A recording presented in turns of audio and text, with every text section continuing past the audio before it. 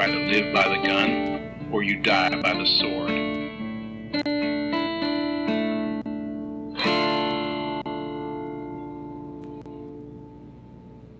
Welcome to The Good, the Bad, and the Weird. I'm Nico. And I'm Chris. And listeners, hear my voice as I squeak. This is very squeaky. Yes, it is. I bet that was awful. I didn't go any further with it. I am so sorry. I'm not. It's one of my favorite parts of this movie. Yeah, it's pretty good. So, today, we are done with Shark Week. We're done with our July. And so we were originally going to do a, very historical-based one, Pride and Prejudice, and then we realized we don't have time for another research-heavy episode. So we picked one with no research possible. Lies. I found research to do on this. I'm so proud of you. But we picked a movie that is near and dear to me from my childhood. We picked Black Knight. And this is the first time I have seen this one. Yes, which is actually in a long time. Yeah. Yeah. I like that, like, despite what my parents remember as a teenager, I liked watching movies, just not necessarily, like, with everyone, because I was a cool teenager, needed my space, needed time. So I saw a lot of stuff. I had a lot of friends who liked a lot of stuff, and I didn't put up too much of a fight if someone wanted to see stuff. But the one field that I didn't really have any friends in was just standard ye old comedy. Yeah, well, and for me as a kid, we actually bought this movie because when we were living in Germany, our VHS player broke, and that's when DVDs started becoming cheaper and available. Yeah. And I was really into medieval stuff back then because, one, I'm also in Germany, and... I mean, I feel like this, after having seen this movie, I feel like this movie would hit differently having seen real castles. Yeah. Yeah. Yeah, because, this one fits really nicely into the Midwestern Renaissance Fair castle. But at the same time, they tried to be as accurate as they could, because it does feel like it could be a real castle. Yeah, it's a little... It's a little Ren Fairy, but it's not like... I think the reason why it hits Ren Fairy is because certain costumes are, like, super time period inaccurate, but they're Ren Fairy, so that's what we're going with. And, like, that's the theme of the movie, so, like, who gives a shit? But the castle... spot on. Yeah. So. Yeah. And it also kind of looks like the one, was that Ren Fair I went to with you guys? Muskogee over in Oklahoma? Yeah. Yeah. Yeah, it feels like...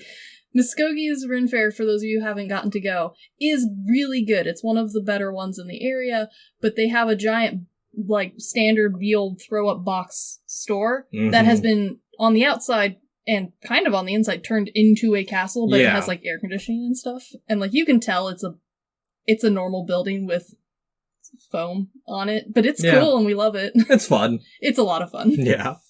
And so, before we dive into it, what are we drinking today, Chris? Oh, well, we've got Mai Tais, of course. Gotta be fancy. Back at it with the fancy alcoholic drinks. Hell yeah, bougie. Cheers. A delightful drink. It is. These are my first time.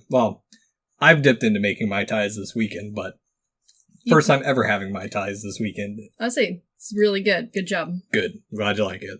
So, Black Knight is a 2001 action fantasy or historical fantasy and comedy written by Daryl Quarles, Peter Gauck, and Gary Swallow. Yes. It was directed by Gil Gunner and stars Martin Lawrence, Marsha Thompson, Tom Wilkinson, and Vincent Reagan. Yes. So, for those who don't know, because there's a lot of people I know who don't know this movie. Yeah, it's surprisingly fallen off the radar. And there's a reason to it. Yeah, there is. I do have that at the end. But Black Knight is about a medieval-themed amusement park worker who is magically transported to 14th century England and is loosely based on a Connecticut Yankee in King Arthur's court. Yes, and, you know, it's a standard comedy, I think. It says action, but the action is mostly comedy action, and, like, one small fight scene. Yeah, and, it's stereotypical, but, like, it works. It plays off of itself well. It has almost it's a little more action than Monty Python.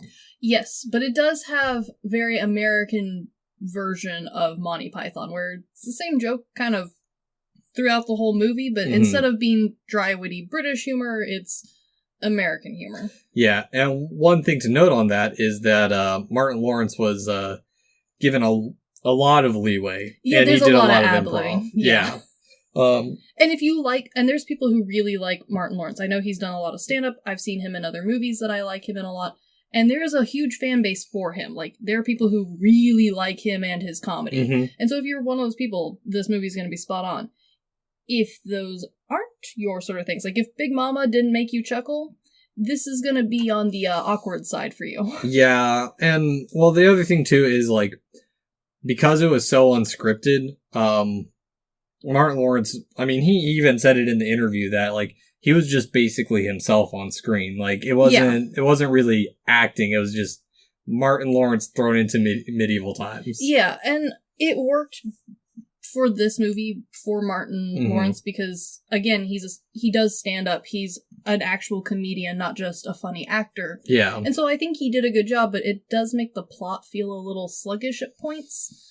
But if you like his humor, that's not a problem. Yeah, and I mean, I think part of the reason it feels a little sluggish and a little jarring at points is because there was a fair amount that was edited out. Yeah. And it feels like it was a different take. And that might partly because, I guess, Lawrence was so funny that people couldn't keep a straight face, and so they lost a lot of material. Yeah, there's a lot of slapstick. There's a lot of, like, actively, like, especially since he's ad-libbing, you can tell that there's a lot of, like, off-the-cuff lines or facial expressions or screaming sections that, yeah, if you were in the studio, I don't know how anyone could possibly film this. Yeah. Because it is ridiculous. Yep. And so, my main source for this movie is commentary by Gil Younger, who I think was honestly an interesting choice because I did look up his background, and it's mainly in television. And if I remember right, the only movie I saw that he had done before this was 10 Things I Hate About You. A good movie, but yeah, I don't know if that's the prerequisite for commentary for this. Yeah, and I mean, I don't know. I was talking with one of my friends while we were playing Dead by Daylight yesterday, and we brought up that there's like a handful of directors that we've come across where like, yeah, that was a good movie, and then we go back and it's like, oh, the guy who directed Lord of the Rings, Peter Jackson, did Dead Alive. Yeah, kind of all over the place. Yeah, exactly. So, I don't know. It was just an interesting choice that he even brings up in the commentary that he was worried about making this movie because of the amount of action in it. Okay, sure. Yeah, and he had never done anything. And maybe that's why some of the action for you might feel a little bit clunky is because he wasn't 100% sure how it would work out as well because he hadn't done anything on that scale. Sure. Yeah. And so, into Black Knight. Yes. I keep wanting to say The Black Knight, but it is just Black Knight. It is just Black Knight. Yes. We open with our protagonist getting ready for work. This scene takes too long. Okay, but maybe this is just me. I do not like teeth. At all. Like, at all. I do not like watching people brush their teeth. I do not like people flossing their teeth. And we spend a hearty section of the beginning of this movie watching this guy get ready for work. Yes. I personally don't think it takes too long. It is a very short opening. Yeah. If you don't like teeth, it's too long. Yeah. But I like it because, one, it establishes him already as a cocky character and well-kept. Yes, I do like that. I think part of the reason you might have an issue with it is because of why it's the way it is. Younger mentioned that Jamal was, sorry, not Jamal. The character's name is Jamal. The character's name Martin. Martin Lawrence. All of this was impromptu. He just gave him prompts and said, "Hey, have fun with it." Yeah, and like I don't mind an opening set where we see the character getting ready because I like background shots of like I think it establishes better. So like we know this guy's got a house. He probably, this is like his house. It's not like he's crashing at somebody's house. We're not thrown directly into work and been like, he only works and that's what he said. No, this guy's from the get-go cocky. He's into himself. He spends a long time looking at himself. Yes. Which is all good. I just don't like how much he flosses. Well, and I think also part of it is they missed something with it. So it was also supposed to establish that he's a little bit of a neat freak, but that doesn't really show in the final product. Because he brings it up a couple times that Jamal's supposed to be this neat freak, and it just doesn't read at all through the whole movie. Honestly, like, I'm not upset that got lost in translation, because how dirty the place he works is easily recognized as gross, regardless if you're a neat freak or not. Yeah. Like, that place is your cat okay? I apologize. Charlie has started doing this new yowling thing if I'm not nearby. It's adorable. He's so sad and lonely. You're only in one room over, but like... you don't have to deal with this like 5 times a day. That's true. Yes. But, yeah, no, I mean, I get it. For some people, this intro might feel a little bit long, because right after, like, all this attempt to get neat and clean, he leaves in a sports jersey. I like the drive to work part. I think that part of the opening, for me, hits a little bit better, comedy-wise. Because, yeah, it's still ad-libby and improv-y, but it feels a little bit more intentional with, like, building his character. Because he spends time looking in the mirror while driving. Like, it shows his surroundings better. He's got a fancy sports car. Yeah, but it also shows that, I mean, he lives in the hood, and I mean, that's the humor level we're going for here. That's the overarching vibe, is we've got a guy who's into sports, he's into cars, he's into girls, and he's into himself. Yeah. I will say with this scene, though, the plates that they use in the driving scene they haven't held up very well. No, they haven't. And for me, the slow motion of, like, the street signs of Florence and Normandy, because that does actually tie into the movie. Yeah, not gonna lie, I missed that entirely. A good chunk of this feels like an old 90s gangster rap music video. Ooh, it does feel a little music video-y. Yeah. But, like, that was also, like, this movie is what when we were watching it, I described it to my husband as this movie is the, like, aftermath of the 90s. We haven't yet fully reached the 2000s, but we're hanging on to that 90s glory. Yeah, well, we are in the 2000s, but it's still... It's got that leftovers. Yeah, because I remember, because I watched this with the lads, and you guys weren't home. Brian wasn't over that night. So, exactly. Yeah. Yeah, how'd he like it? He thought it was hilarious. Most of this movie he thought was really funny. He likes this kind of humor. He likes these kind of jokes. There was only a couple parts that he was pulled out of, and those were later on in the movie. The opening scene for him, spot on. I might just get him to give his salsa rating on these movies from now on that you force him to watch. This is true. So, after this driving montage, we cut to Medieval World, which is a rundown and disgusting looking theme park. It is. Okay. It is real disgusting. Yes. Fun fact, they actually found a theme park that they could use, and they just built the front entranceway in front of it. That makes a lot more sense. Yes. And the moat's not part of course, the amusement park. I have worked in amusement parks. I know you have. And I can guarantee you that this amusement park, they make a joke that, like, they made it through health inspection because the boss flirted with the health inspector. Who turned out to be gay. No health inspector in their right mind would look at this amusement park and say, yes, you may open. Average citizens would not look at this amusement park and be like, yes, you can open. Yeah. Like, I get we're supposed to be, as the 90s movie puts it, in the hood, but, like, this one takes it a little bit too far. The moat isn't just gross. The moat is a toxic mold pit. Yeah, it is. It is sludgy. There's, like, trash everywhere. There's a full-on bicycle just hanging out in the moat. But kind of time period accurate for that aesthetic? For the aesthetic, maybe? No, not even. Like, I mean... Like, I have been to, like, carny fairs that are better kept and cleaner than this. Yes, it is. Disgusting. It is, like, to the point of, like, who would let their kids go here? But I guess that's kind of the point, because they're failing. Yes, because at the entranceway, Jamal's friend Steve is cleaning up some graffiti on the front that says, screw Miss Bostic. Something like that. Honestly, I just recognized it as dumb kid graffiti and, like, moved on with my life. Yeah. Because there's so much going on in this scene. To be fair, I have watched this movie dozens of times. No, you have the eye capacity to take all the details. I'm spending a lot of time being like, there has got to be just, like, litter. All, like, if they were to pan down, it'd be like a wading through trash cans. That is disgusting. That's how it feels. That's the crunchy level we're at. That's the crust layer that this amusement park has established. And, like, we also can tell that this isn't, like, a very nice amusement park either, because the employees get to wear whatever they want, and they've just got little vests that they put on over it. And as an amusement park employee, you will know that never gets to happen.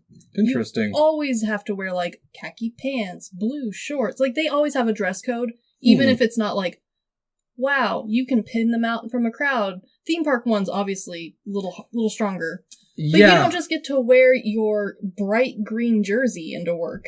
Yeah, I actually never really thought of that, because, like, I don't know why I'd always assumed, like, they would wear, like, merch, like a merch shirt or something. Like, even that would have been more appropriate. But no, like, he just straight up came to work in his, like... super generic green number 23 jersey. Like, what team is this for? I don't know. Yeah. Actually, that ties into something a little bit later I thought of. Yes. So, but enough about this disgusting theme park. Because I could go on. Oh, I can too. It's so gross. They are called into a meeting, and it is revealed that, oh no, Medieval World is in peril against the now opening and just creatively named Castle World. I have questions on the business practice of opening not one, but 2 medieval-themed theme parks in the hood. So, here's the thing. He drives through the city, so I think this is across town. Still, why are there 2 medieval-themed theme parks next to each other? Okay, I got a thought on that. Uh-huh. Someone they loved Castle World as a kid, and they hated what it became. Okay. And so decided to open up their own medieval-themed world because it was once good. Okay, I will accept this. Yeah, because they do mention that Medieval World was good at one point. Okay, I will accept that logic because I spent a lot of time being like, logistically, city planning-wise, this doesn't make any sense to me. Yeah, well, and I think part of that comes from the backstory, because this, we do get that little bit of backstory, the health inspector, hurricanes, all that stuff, which is also fitting because most of this movie was filmed in North Carolina. Yes. Interesting place to shoot, but it worked. Yeah. But it also, just, part of it is because, Miss Bostic mentions that not only has she survived it, but she's been providing quality jobs for decades at this point. Yeah, and so, I mean, I can see that sentiment of, like, we're an establishment in this neighborhood. Granted, I don't think she's realized the funk around her just yet, but, like, I appreciate the pride. I know exactly what Medieval World feels like. Uh-huh. It feels like that Chuck E. Cheese that is in every city that everyone knows is like, oh, this was great as a kid. And then you find out that there have been 2 stabbings after and now years. There's a Dave & Buster's down the street, and all the children go to that instead of, like, to the Chuck E. Cheese. And so you don't go to the Dave & Buster's because it's full of children? Yeah. Yeah, that's what this is. Yeah. What was it? I think it was in Colorado, the one down by my brother's. They're like, yeah, this is really sketchy. There was a shooting there last week. Oh, no. A shooting at a Chuck E. Cheese. That's not a good birthday party. Yeah. I think basically like 2 parents got in a fight and one came back with a gun. Chuck E. Cheese? No, not a Chuck E. Cheese. It's sacred ground. Chuck E. Cheese is slowly becoming Willy's Wonderland. I hate that, but you're not wrong. Yes, but Willy's Wonderland's more fun still. A little murdery, but yeah. Yes. In this scene, the other thing I like about it is not only does it give, like, the little bit of history to Medieval World, we also get a little bit of character building for Jamal. Yeah. Where we know he's already self-centered and arrogant, but he's also the charismatic ringleader of the employees. And we also know that he was hired because she saw potential in him. Yeah, you do kind of get the vibe that he's probably the more senior staff member. Like, he's been there the longest. to the point where she's like, well, the next step in your promotion is my job. Yeah. And he's not taking it seriously. No, not at all. Because he's still one of those people who, very common in, I think, later people in our generation and the generation below us who think they're going to be the next PewDiePie. Yeah, a little bit opportunistic, kind of want the whole world. Yeah. And, like, the beginning of this movie is a little awkward, because when this movie came out, it would have been less so. Because when this movie came out, we weren't having the weird, like, job situation that we've had for the last 10 years. Yeah. So, like, when this movie came out, it would have been a little bit more of a statement for him to be like, well, I'm just going to bail on this job I've had for the last, let's assume, 15 years. Yeah. And go to the competitor next door. Like, I've already filled out the application. Whereas nowadays, like, you get the job, you get a job, sort of thing, you know? Yeah, because actually, now that you're pointing this out, this movie's almost 20 years old. Yeah, like, this movie doesn't account for, like, the job market crash, sort of thing. Because everything's happening so quickly nowadays that, like, it's very much like when we watch a movie from the 90s and we're like, oh, corded phones, I remember that. Or, like, that, the joke of, like, someone 3D printed a save button, and it's like, oh, that's cute. I feel old now. Yes. And so, like, and that was more of a sentiment, early 2000s, late 90s, was like, oh, your business is failing, you can, like, bring it up by your bootstraps. Just work harder. Yeah. It just needs a little bit more care. If the employees put in the heart to it, then it could come back up. Like, that was a common thing. Yeah. I think it's, unfortunately, had to become less of a thing nowadays. Yeah. Well, the other thing, too, is, like, even though she has a small part, Ms. Bostic is very downtrodden. She is. But she's also, like, really charismatic. Yeah. Like, she only has a few lines. She's only on screen for a little while. But you immediately, like, feel like, okay, she's doing her best. She's tired. And she's done with your shit. She's a hard work and take no shit kind of woman. Very much so. Yes. And so, like, you bond with her quickly, even though we see her very, very little. Yeah. And on top of that, we get, like, these little bit of layerings in the movie, because there's a thing I noticed that I hadn't noticed until I rewatched it this time. But this is the part where she tells him to go clean up the batting cage helmets and tosses him a spray can. Yes. That adds later on in 2 levels, and I'll get into that at the very end of it. Okay. So, now after this whole kind of chewing out, Jamal has been sent to clean the moat. The nastiest job possible, I'm sure. Which is absolutely filthy. It is nasty. But, yeah, I mean, still probably, I mean... It's overdone. Yes. It's overdone for a comedy movie, and I accept that. Exactly.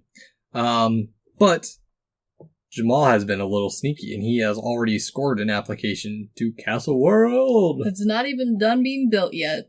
Yeah, and after a brief sword fight, Jamal spies a piece of costume jewelry that is stuck in the water. I appreciate that this comedy movie has you dispel belief long enough that he looks at this clearly fake piece of costume jewelry. It is medieval looking at a medieval theme park and goes, that's worth money. No, it's not. It is very much the, It is a plastic spider ring from Halloween. It's the plastic sword of the lake. It is a plastic sword of the lake that some kid won at the flea market down the street and has chucked it in this lake. Yes. And his dumbass decides he's going to reach down and get it.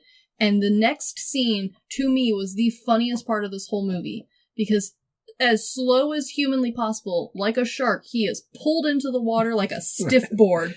Yes. And with that, there's actually... It's kind of interesting because I think they said they dug down like 10 feet. So like it's deep because in that part, it's actually one of Lawrence's stunt doubles. He was pulled under by a rope. That's why his hand's already in the water when it cuts to that. And then he just sits there and holds onto a ring and waits. Side other little note. This reunited Daryl Mitchell with Martin Lawrence after having co-starred in Party House 1 and 2 and A Thin Line Between Love and Hate. Ah, okay. Yeah. Not gonna lie, I would have totally believed that this was a stuffed dummy being pulled into the river, minus the one little foot kick at the end. Yes. It is a fun bit. Because after he's pulled in, Jamal resurfaces in a wooded lake area. Very misty and... It is very mysterious Englandy. Yes. I like how this scene establishes that not only is Jamal full of himself, into sports cars, into sports, and into ladies, but he is also an idiot. Yeah, because right here in my notes I have, why the fuck does he think he's in Castle World? Yeah, there's no castle. He is in the wilderness, and the first person he sees, he assumes, is a homeless man. Sir. Yes. I would like to know what the surroundings of Castle World look like now. I mean, he says... Does the parking lot look like the countryside of Europe? It's like Wally World, but full of just, like, tents. I wish. But no, we learn very quickly that Jamal is not just a little bit of an idiot, a lot of bit of an idiot, because he has a full conversation with a medieval peasant. Well, I'm gonna ruin this a little bit. And I hate that I'm bringing this up, because I am a little bit pissed off about this. I'm still seething from it. Okay. I did, as I was writing, how the fuck did he get there? It's the Inception argument of you don't know how you get there. Sure, fine, but this is a comedy that takes itself very literal. Yes. For no reason. But I also had a little bit of a talk with Jack in Structural today, because I actually did come into the office for once. Wow. And he's reading this book. I think it's like called 1,000 Brains. It's a Hawkins book. Okay. But like it's about like all the mechanisms of the brain and how like your eyes are constantly taking in information and completely changing your reality. Even like the little bits, just seeing your hand move is a slight change in your reality, stepping from one place to another and like your mind mapping out the world. Like it's the whole thing where your brain edits out your nose? Because, yeah, for all we know, Castle World could be just off the highway. Because they say it's 2 miles away. So if it's, we're in the Midwest, so like you can go 2 miles outside of the city and there's nothing. Yeah, that's true. Yeah, I guess I still lean towards Jamal's a dumbass. Yes, no, I completely agree with it. This is just me seething in hatred at Inception still. Yes. Inception continues, but Jamal does not have it. Yes. Jamal is just an ass. Also, I do like the little bit I learned from this too. Because the commentary is fine, but it's not, like, amazing. It's a lot of him talking about, like, camera work and stuff. And which, I mean, if you're into camera work. But I'm an idiot, and I don't know how cameras work either. Magic boxes. I know how they work. I just don't care about the technicals. I just know this lens does this cool thingy. Sure. Yeah. But the re-emerging portion was another double who had to slip into the lake. Wait until the ripples died down, then wait another 30 to 45 seconds for them to get, like, their panoramic view and get the magical setting, and then him burst through. Whew, that's a long time to be underwater. He is legitimately a fish out of water. Yes. I hate that, because that is the plot of this movie. I do too, and I'm glad I thought of that. So, after meeting the haggard old Englishman, the Englishman proceeds to die. And yeah, okay. This was the part of the movie where my husband had questions about the death of this man. Because, and I quote, "If some mint can bring you back, you weren't dead." I mean, you could be on the verge. I don't care how strong that mint spray is. That man was not dead. He was asleep. Smelling salts? That wasn't smelling salts. Actually, I know exactly what it is. It's not dead. It is that part in the day when you've been day drinking and you're so shit-faced that you just pass out and take a 6-hour nap. This man just needed a nap, and did Jamal let this poor drunk old man have his midday nap in the mud? No. Sprays him in the face with cologne mint. Yeah, some breath spray, which, honestly, I had forgotten about those. I had too, and I had to think back into my deep brain recesses to be like, is that supposed to go in the mouth? Fact, yes, it is. it was the equivalent of like Listerine shots. Yeah, it was like, because I remember I always got the candy ones. Of course, because the adult ones tasted like crap. Yeah, but they're supposed to make your breath smell nice. You know what? It was the equivalent of just spraying your mouth with perfume. Yeah. It tasted terrible. No one liked it. There's a reason they're not a thing. Yeah, like, I mean, it's a weird thing, because I don't like candy anymore, really, but like... But those breath mints, like, the old ones were good. This was not. So I can see how this would bring a very drunk man back from his sleepy times. Yeah. Because they tasted god-awful. Yeah. And this is actually... So this part also is really the first time outside of the opening credits that we have really seen Martin Lawrence in this comedy start to shine. I like the back and forth. Yeah, it's an old style of comedy, too. Like, I think the back and forth was actually written. It's just like his white man down. Yeah. That's the ad-lib stuff in between it's really funny. It's funny, but it's very much... Oh, it's 90s hard. Oh, it is. Like, it is. And it's not just a little 90s.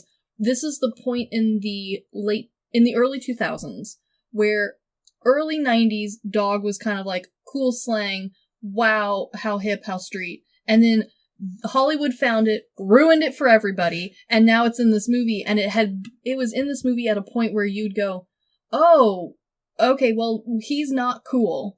He just wants to look like he's cool. And I was a pasty white kid living in Germany. We were from the streets of the suburbs, let's not lie to ourselves. Wrong. I was in tiny villages. The streets of small villages in Germany. Yes. Or, burgs. Sure. Same difference. Neither of us were cool enough. We are the same level of cool as Jamal, and Jamal would like you to believe that he is not. Excuse me, I was a Pokemon master by that age for the original games. I guarantee you Jamal also plays Pokemon. He just doesn't want you to know it. Yeah, true. Like, yeah, one of my brothers is a closet nerd unless you get to know him. Jamal probably would also be a closet nerd. Yeah. Because all of the slang by this point would have been old slang. But it would have been like cool in TV, cool in movies. It would have been cool in 90s mom rap. It is 90s mom rap level humor. Yes, I agree with that. And so, Jamal is, now taken to the old man's place after reviving him. The old man's place is a loose term.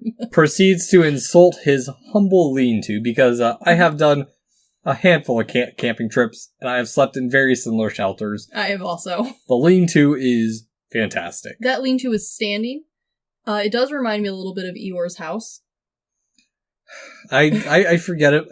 My only interaction with Winnie the Pooh is Kingdom Hearts, and then that one time we tried to start watching the Christopher Robin movie. Oh, no. And then we were just too tired to deal with it and left. No. The original one, if you're into beautiful watercolor animation and just like turning your brain off for a while, mwah, beautiful. Gold. Still hits. But if that's not your thing, it will bore you to tears. Yeah, like the levels in Kingdom Hearts. That accurately represents that movie. Yes. Yeah, I hate those levels. Well, this old man lives like Eeyore. Yes, okay. This old man is Eeyore. Yes. Yeah, you're not wrong. Side note in this conversation, I didn't realize IKEA was that old because I never caught on to it because I didn't know what an IKEA was. Okay, I'm glad that you and I had the same experience because from the Midwest, IKEA didn't come here until fairly recently. Yeah. We didn't have one available. Well, and I'm sure it's common I know the style of IKEA is similar because like the first time I went to IKEA's, everyone's like, oh, it's so confusing. And I'm like, you just follow a path through, like, it's a forced Walmart.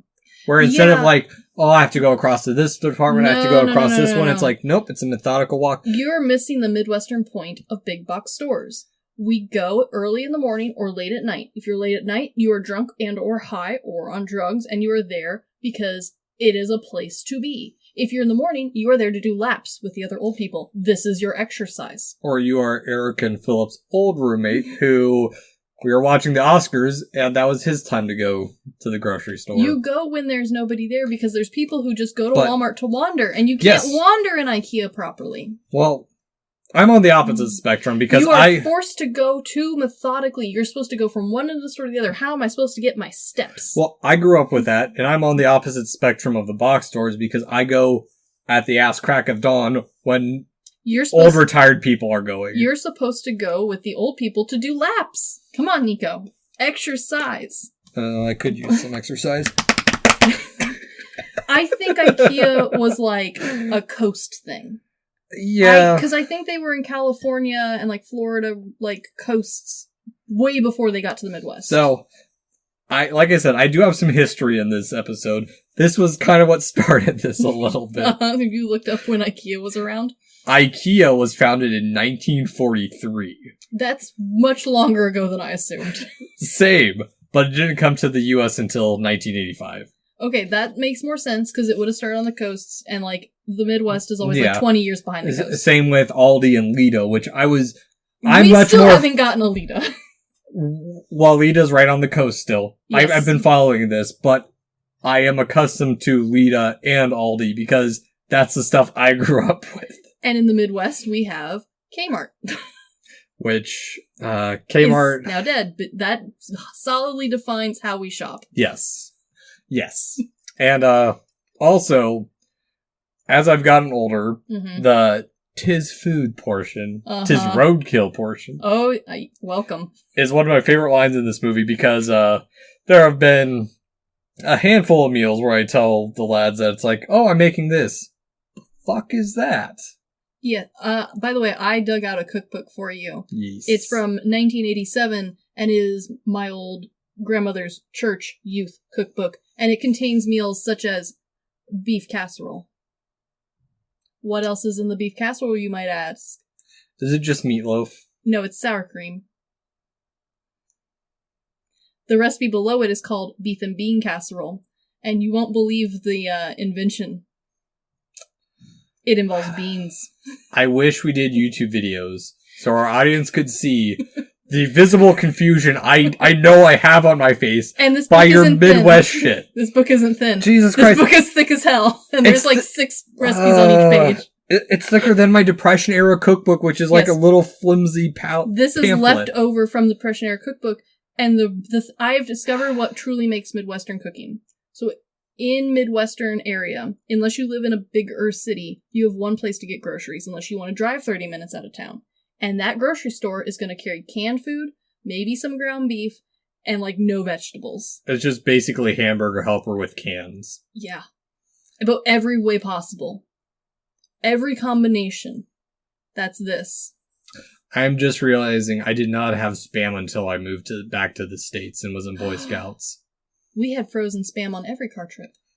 Why was it frozen? To keep the rest of the food cold. Don't ask questions. I am glad you brought that question up because that was my immediate thought of who the fuck freezes Spam. Because if you freeze it, it acts naturally as your own ice pack. We didn't have a good cooler. We had a foam cooler, and it squeaked the entire week on that car trip every year. Every single year. Did we eat the frozen Spam? Hell yeah, we did. We get about halfway through the week. Spam time. I am just going to show up to your guys' place someday with Spam popsicles. Oh, I've got it. Aspic Spam popsicles. You don't need to do that with Spam. Spam comes with its own aspic. Barely nowadays. You're right. The old ones had a lot more jelly on top. Yeah. Like, you'd squish them out and it would just be like... Because I do make Spam musubi regularly now, but... Yeah. Okay. Enough of your Midwest confusing This man bullshit. offers perfectly good roadkill dinner, and Jamal has the gall to tell him gross. Here's the thing. I know for a fact it is not roadkill. It's not. There's no roads. Yeah, because he is a... I hate that too because I was talking to other Chris, the electrical engineer on our team, Chris. Yep. And I had a weird thought of when were roads invented? Very good question that I did not have time to look up before you showed up. I feel like the Romans had roads, so like it's been a while. But I know the Romans also paved over a bunch of existing roads. They did that too, but the real question was when was roadkill invented? Because that has to be after a car, right? Because you can't roadkill with a horse, can you? I mean, I guess you can. No, you can't, because if you're a bandit and there's a nice-looking person walking along, you just kill them. It's roadkill. You're not wrong, but I think they call that murder. I think we have a different name for that. Technically you're killing, and it is road. If you cannibalize it, then it's roadkill. But what if he has a nice ox? Do you eat the ox or the person? Both. If you run over him with your horse, then it's roadkill. I will accept that. Okay. But you can't stab him while you're going by, because that's just murder. Okay. Good. Medieval definition of roadkill. You have to run them over with your horse and buggy. Actually, that ties in a little bit later, too. Because the haggard Englishman gives the dude, or Jamal gives him a couple dollars.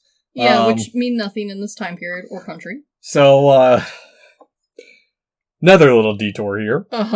I did go down a little bit of a rabbit hole in this scene in regards to paper money, or should I say banknotes. Banknotes are interesting. Because in Europe, long story short, because we've run on too long of a tangent on roadkill, banknotes in Europe began taking off in the mid-17th century, though they were known through other parts of the world. Some people had brought them back from like the Middle East, and they knew of China's. Sure, but it doesn't stop the problem, which was common in Europe and in America later on, that just because you had one didn't mean it transferred. Yeah, because every bank did their own banknote. Yep, and that could vary city to city. Mm-hmm. And for those who dates me nothing like myself, yes, same. The Middle Ages took place in Europe between 500 and 1500 roughly. And we're a few hundred years, or a few hundred years early. Yeah, okay. Yeah. Boom. End of random, unimportant history knowledge. But, so after this, Jamal proceeds to wander through the woods, assuming he knows where the highway's at. I appreciate this man's gall. This man has so much balls, he's just gonna walk through the woods until he finds the highway. He has so much balls, he's gonna bounce on them like in South Park. Yeah, that is accurate. Hippity hop through the forest. Move over, Pete and Cottontail, I'll make you roadkill. And so, Jamal does stumble upon a village, and is almost run over.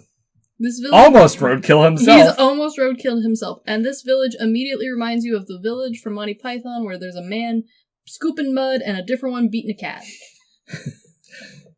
A little more peasant-y. It's a little drier. It is very much peasant. Yes. But Jamal believes he has found the Holy Land of Castle World. I appreciate that this Castle World at the beginning of this movie hadn't even finished being built yet. He stumbles upon it, and he's like, aha. It's not even open for business yet. They said it's opening up in like a couple weeks. Which means it is not done. In amusement park world land, that is not finished. Yeah, I'm actually on construction calls now, so I'm hearing a lot of that. You know very well, then, that this amusement park should not be open yet. If it's got a couple weeks, there's just whole walls not done. If it's got a couple weeks, they have a week to finish shit. And then they have a week to deal with inspectors. Yes, and then hopefully it doesn't run 2 months over. I have yet to run into that portion, but... You could join my side. This is a regular occurrence, unfortunately. I am good with my schematic designs right now. And so, interesting bits about this set. It was a full-scale set. They actually bought a lot of land that was a junkyard, a scrap heap, removed all that, leveled it, and built hills. Wow. Dedication. But they also prided themselves in taking a lot of time to research and actually make it as accurate as they could. I'm going to say, out of all of the details in this movie, the actual castle building, really cool. Yeah, like they brought a historical architect to do it. Yeah, because it looks really good. It's not just the front gate and like one room. We've got multiple rooms, we've got hallways, got courtyards. It looks great. And on top of that, all the stone we see in this is actually cast from real castle stone molds that they took and painted by hand. Which is, sounds like an over excessive detail, but you can tell the difference, especially in movies, if it's the like repeat stone foam bricks. Because after the third repeat, you're like, wow, this is fake as hell. Yeah. Which is why the weird plastic siding on people's houses looks dumb. Yeah, or Nicho. Nicho looks good from a distance. And then you get close. And you see them seams. Oh, the seams. Yes. And all the little screw holes. Well, Nicho has a mounted system, so, yes. You see it if they fucked up. Yeah. Yeah. Also, interesting bit of planning notes on this is that they actually used foam core models to help plan stuff like we did as architectural students. My wrist hurts already hearing that fact. Yes, foam core is a pain in the ass, and I preferred chipboard because I could just do like a couple strokes with a box cutter and be good. I was a cardboard person myself. Yeah. But also on the inside shots, they used silk covers to soften the light. It looks great with the few very small, like, detail-y things if you were going to be historically accurate. But thankfully, we have Jamal to completely destroy any historical problems you might spot. He is a fish out of water. He is so out of water that the rest of the, like, water needs to conform to him. Yeah. So, like... But...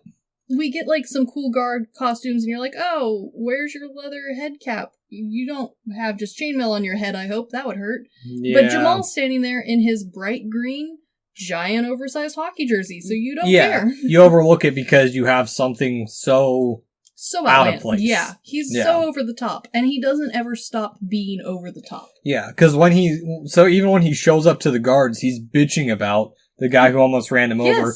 But I need to speak to your manager. Jamal is a Karen. Jamal is a Karen. Hands down, Jamal's not just even a little bit of Karen. Jamal's that Karen who plans office birthday parties that you don't want to go to. But you have to. I mean... that's Jamal. I'm glad you participate. And I just stay at home. But he is confronted by the guards, and... but when he says that he lives on the corner of Florence and Normandy, I told you this would tie in. It came back. He is invited in and told that he's been expected. And he is, quote-unquote, impressed by their production. I mean, if you thought that this was a theme park, I would too be very impressed with the historically accurate version of things. I mean, I have to step out of my worldview of stuff because my first medieval show was in a ruined castle in Germany, and they actually had they had the jousting, actual knights, actual jousting, spear breaking, like old school blacksmiths, open fires, hammering away. No. Jamal's world, it is foam. Yes, everything should be made out of foam. And he doesn't even recognize that there's no other patrons around, because he's harping on, like, how everyone's in costume and how good they look, and how, like, all the employees are, like, working so good. Argument to that. Mm-hmm. So, he is there at a job application to a place that isn't open. He is probably assuming this is a dress rehearsal. Okay, I will give him this one benefit of the doubt. Yes. Despite the fact the man still hasn't found the rest of the city that he's supposed to live in. Again, he is on the outskirts of the city. I have lots of questions about his outskirts of his city. I know he's supposed to be in the country. I have been there too. Depends on where he's at, because if you're like in the Carolinas and it's heavily wooded, you can't see the city. It's not like Nebraska where you can see the state capitol from like 10 miles away. The next city away? Yes. Okay, fair. Yes. I'll take it. And so, in this little bit, we do get a little bit of Legend on the Black Knight. Just the tail end of a marionette performance or paper performance. And it is from here on that the plot, which I actually kind of liked, kind of goes downhill because there is a plot. There is leading points to the overarching story of this, and they hide them. Because Jamal is, it being Jamal. Jamal is very driven by his penis. Yes, he is. There's a beautiful lady. Yes, because as I have written, he spies a hottie. He does. In Jamal's own words, he spies a hottie. Portrayed by the beautiful Marcia Thomason. Mm-hmm. And, like, granted, yeah, I mean, But I'm... She's done up to be like the woman in the courtyard. She has the fanciest crown on. She has the pretty robes. The camera is centered on her, and then the little ladies around her are like background flocking chickens. So like, I get it. We're supposed to be like, wow, so beautiful. Jamal is just head over heels, like, dumb. Yeah. The penis is talking at this point. So he worms his way on over and is like, hey girl, in his 90s mom rap style, hey girl, you're so cute, can I get your number? I feel you, Jamal. I am driven by the same urges. But Jamal's pickup lines... Sorry, I choked on my own spit like Nolte.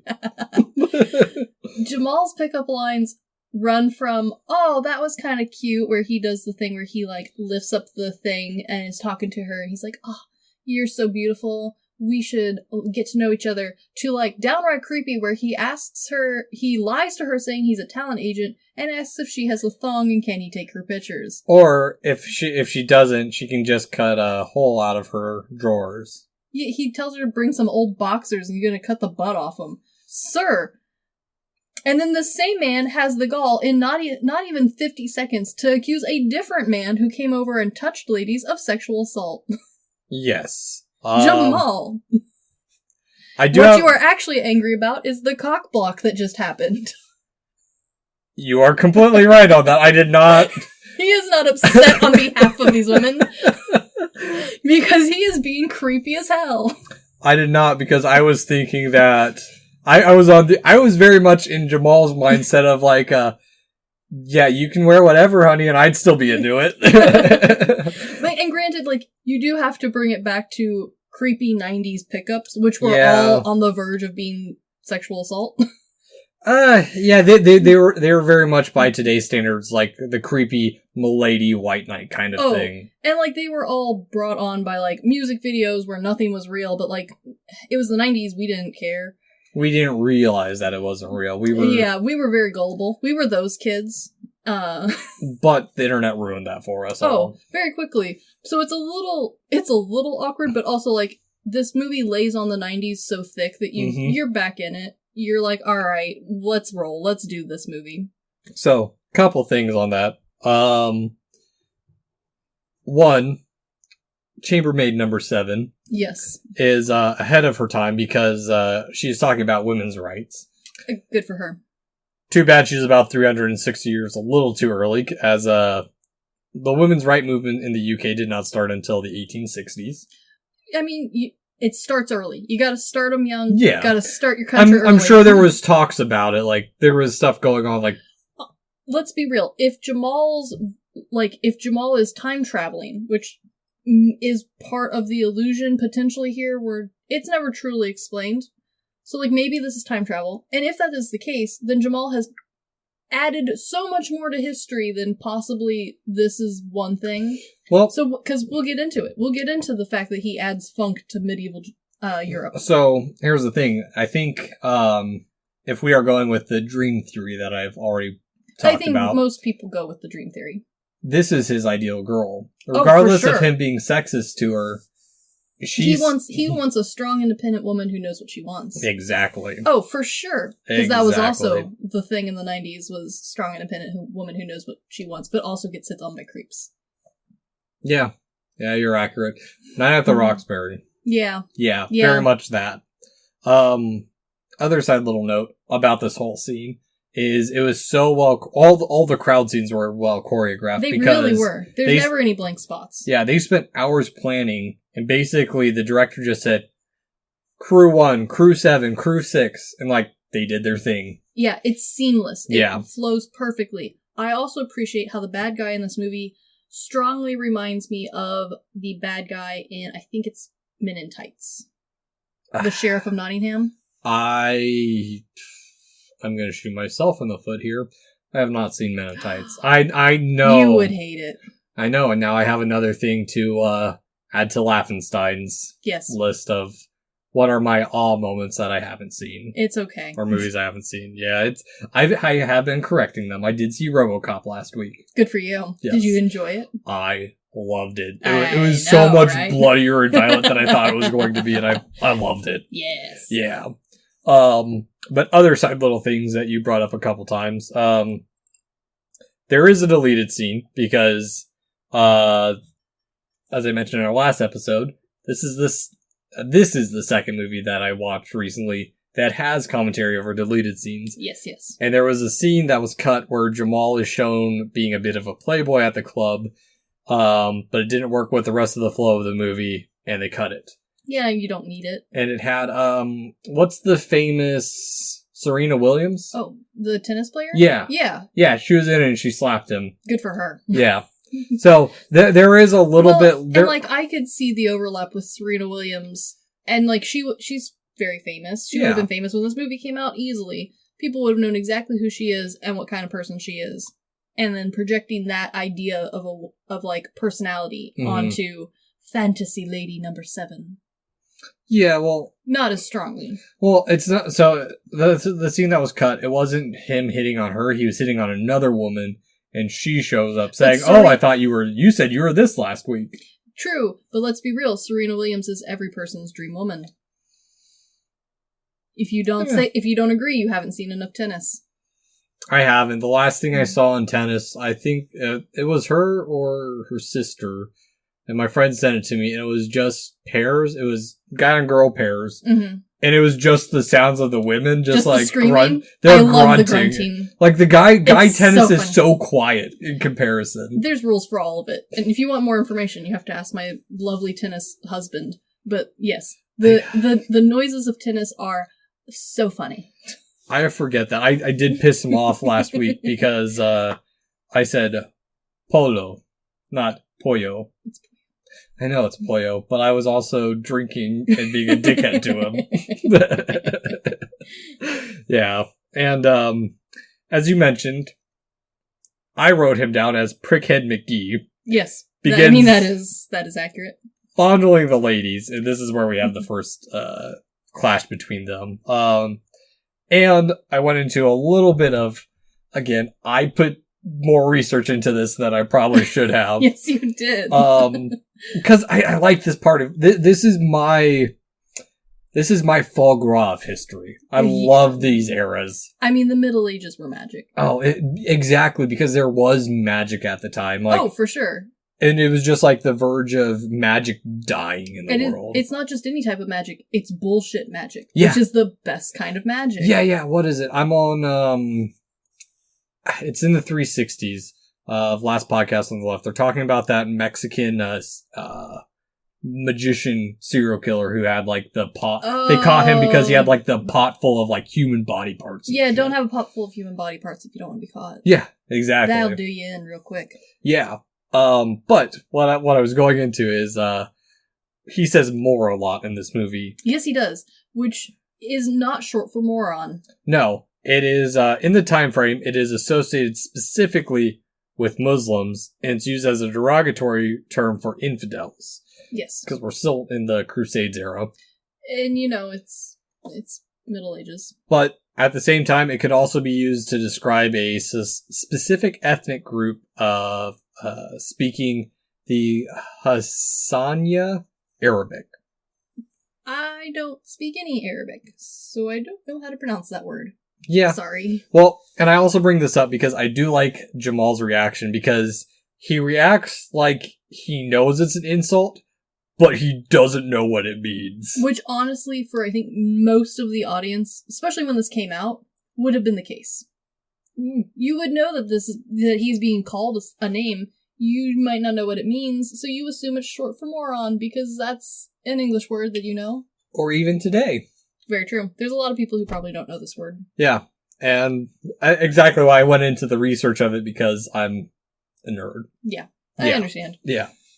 And so from here, Jamal is taken to be introduced to the king in a very big, I don't give a shit moment. Oh, but not even a little bit. He gets introduced like he is a member of a basketball team about to run out on the court. So I like this because he's introduced as Jamal Skywalker, putting in a little bit of Skywalker. Because he's a closet nerd. He is a closet nerd. That is good, yes. But I like this bit because it also adds to his character that he probably peaked in high school. Oh, for sure. Yeah. This man peaked in high school. Exactly. And it makes no doubt. It makes me think of my brother when he was applying for jobs just out of high school. He applied at Panda Express, and while he's sitting there waiting for his name to be called, the lady comes out, Luke Skywalker? Luke Skywalker. It's like, someone just put that in there because they didn't give a shit. Their mom said, you're applying to this job. You have to do it. Yeah. Yeah. And Jamal saw an opportunity and he took it. As I would. I mean, there are Aaron the Jaeger! Jamal has a lot of weak points, but he also has some good points, and his closet nerdiness is one of them. Yes. Because also he is definitely out of his element in the scene because the king desperately wants news, and Jamal is somewhat thinking it's an audition. Yeah, no, he's definitely thinking it's an audition. Because he goes to high-five everyone like you would when you're running down the tunnel, getting team pumped up. Yeah, yeah, yeah. And nobody will touch him. Yeah. And there is no high-five. There's not even a wave. And there's no smiles. He is being stared at like he is a crazy person. Yeah, because he is. Yeah, he is in this time. But, so, also part of the reason this makes it awkward, but I also love this. When I was making the lads watch this, we were trying to see where we knew the actor who played King Leo in Percival. Oh, yes. Dickhead McGee. Yes, yes. But, for one, I didn't know where they were really from. The only thing I know is Percival, played by Vincent Reagan, is in Ghost Rider 2. I mean, a good movie. No, I forget you do like shitty movies. I do like shitty movies. I know you like Ghost Rider too. But I found it so interesting that most of the characters they put Jamal against, they are classically trained theater actors. Do you want to know where I know him from? Where do you know him from? In Law and Order. He makes guest appearance in Law and Order. Oh, no, you're thinking of the guy who played King Leo. Yes. That's where I know him from. Yeah, and I know nothing about Law and Order besides it was on AFN for a long time. It might still be. Oh god, well, I'm sure it's on AFN because AFN they take old ass shit. Oh, for sure. Yeah. But yeah, it was just an interesting little thing. Yeah, that, it's mostly theater. Yeah, because the guy who plays Nolte is also a classically trained theater actor. Which, I mean, for having them act as medieval people that are supposed to feel a little bit like maybe this is a performance. Mm-hmm. I mean, it works. Their acting spot on. Yeah, they're great. They are. And, but, with the good news, the king has, decided to let Jamal see the grounds. Also, a little bit on this, I do like this part. Again, I went into some nerd shit. Uh-huh. Jamal, while being shown the, castle grounds, is, saying, "Where's the bathroom?" Yes. The bathroom confusion is a nice touch because the word bathroom did not originate until 1780. Yes, isn't it? And it was only a room specifically for bathing up until the 20th century. And the proper term would have been either privy chamber, just straight up privy, or garter robe. Mm-hmm. The other terms that I found were draught, gong, siege house. I like that one. And my favorite, the Golden Tower. The best one. Mwah. Yes. I appreciate this knowledge because it does lend to there is continued confusion over different parts of the world what they still call it. Because bathroom is, for some parts of the world, still a specific room. Yeah. Not just any room with a toilet. Yeah, because when I was in school, I would call it water closet for a long time because that's what I got used to. And when I first moved back here, it took me 2 years to get used to that. Ground floor isn't 0 floor. Yes. And water closets have a very specific number of fixtures in them. It is a very specific term. The lavatory is the sink. Yes. Yes. Yeah. It's very weird and confusing. And I don't know. I also liked that they show a nasty toilet, which wouldn't necessarily have been true. There was a person who would have cleaned it. That would have been somebody's job. But I do appreciate that they left it not realistic because leads on to the interpretation the audience needs to have, because there was still no plumbing in the Middle Ages. It would have either gone into a hole or just straight outside. Well, and so part of that too, and what's a great reaction is that they didn't show Lawrence it beforehand, and so they tried to make it as realistic as they could, and he was so disgusted by it. I mean, if you've ever used a porta potty, imagine that on a larger scale. Yeah. I also like the little touch of having hay to the side. Which would have been accurate. You would have had sawdust or hay. Or leaves and branches.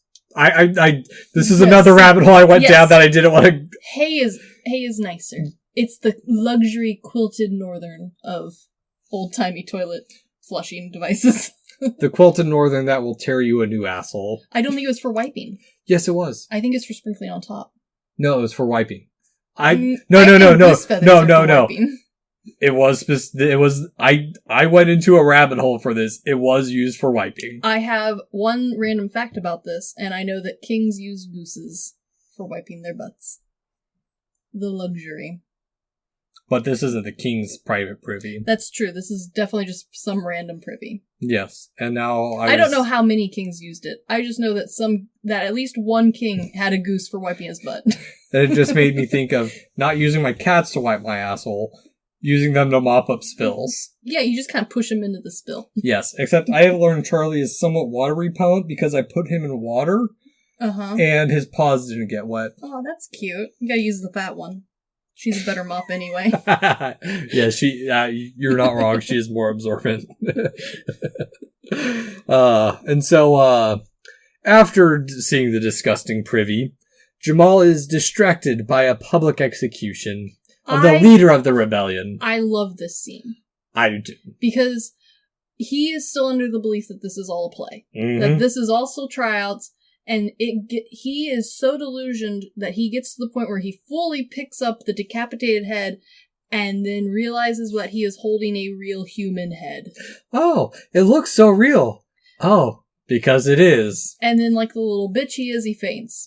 Yeah. Well, and the other thing, too, is, like, I like this moment because it really shows even further how much of fish out of water he is. Yes. Because when they're reading off, like, how he's gonna die, he's like, power to the people! Yeah, and then he's like, oh, nah, I must have been the wrong scene. Yeah, continue on. Sorry. So I'm from Normandy. Yeah. Yeah. I do like that throughout the entire movie, they continue to excuse his weird speaking pattern and behavior as him being French.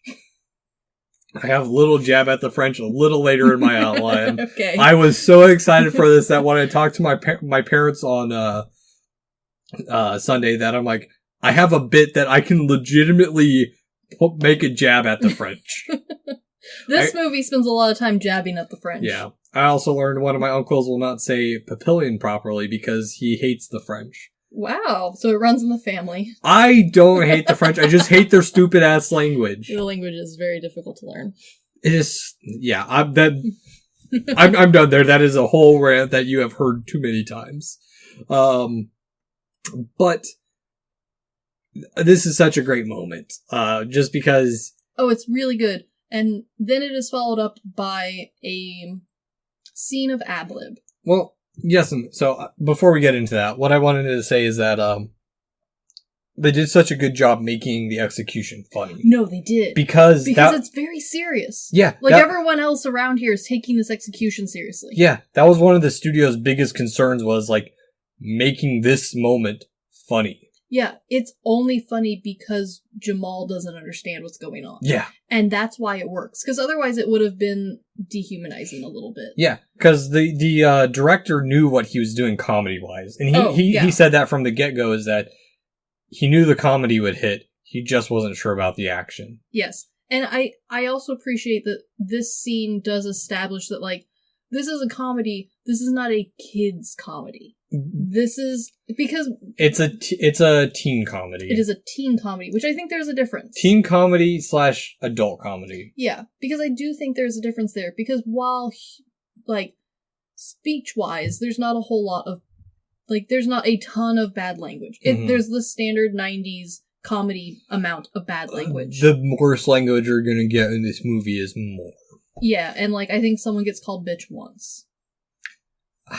I don't even think that. Like, I mean, it's very tame as far as, like, language-wise. The jokes are fairly tame. Even the sex jokes are tame. Yeah. Especially compared to later on, especially compared to other 90s movies. But it's not Animal House. It is not Animal House, thankfully. That is my dad's favorite. One of my dad's favorite movies. I can't. It's too much secondhand embarrassment. And this one, I avoid that secondhand embarrassment because it's just Jamal, and he's not embarrassed. Yeah, because I was very curious how you were going to think of that, because Jamal's not embarrassed throughout this entire movie, and neither is anyone else watching him. They think he's an idiot, and he thinks they're an idiot, and so no one's embarrassed. I like it. And he's too stupid to realize he's the dumb one. Yeah, because after he wakes up, he learns that he's in the year 1328. And the date scares him. Yes. To be fair, I mean, you woke up in the 2000s. It would be terrifying. You're almost 700 years in the past. Oh, yeah. The only thing that's a little... There's parts of this scene that I really like. The part where he's trying to freak out in the chair. Hilarious, dude. Yeah. He doesn't know how to do his arms. He doesn't know how to sit in the medieval chair, which is a furniture designer I find hilarious because it's the same. It's a decorative chair. It's the same with a little bit of flair. It's very flair. He's full panicking. The part I don't care super much about is the screaming lasts a long time, but that was part of Martin Lawrence's comedy style. Yeah, and so, like, people who like Martin Lawrence, that's funny. That's part of his routine. That's something they expect from him. Yeah, and even then, it's like pre-Dane Cook. Yes. Yeah. Yeah. So, like, his over-the-top response, not my humor, but I know people who thought this was hilarious. Brian thought this was hilarious. I figured. I still like this part in the movie just because, like, it is a very natural freak out. Yes, and I like that there's it keeps me involved because there's lines where he breaks from screaming. It's not just the constant running through. Like, it's very long of running through the room, but he has pauses to ask questions. He has moments where he's trying to calm himself down and fails massively. And Lady Number 7, to me, is hilarious because she handles this perfectly. Yes. She's just standing there and she's like, the date scares you? Are you okay? Do you need water? Yeah. Or do you want to lay down again? Yeah, she's the leveling part of this movie. She is. She's a nice, solid, like, rock throughout this movie. And I like that a lot. In the commentary, I do like that the director pointed this out. This is another technical thing where he goes like, I use this size lens, blah, blah, blah, nerd shit. But the lens he uses makes the Jamal close-ups distorted. Yes. So it adds to the effect of, like, his paranoia. Yes. Because, again, I did too much history research on this. And this will tie in later, which I have something at the end for this. In UK history, this is the year England recognized Scotland as an independent nation. Hooray, Scotland! Yes. After Brave. Yes, after Brave. Yes.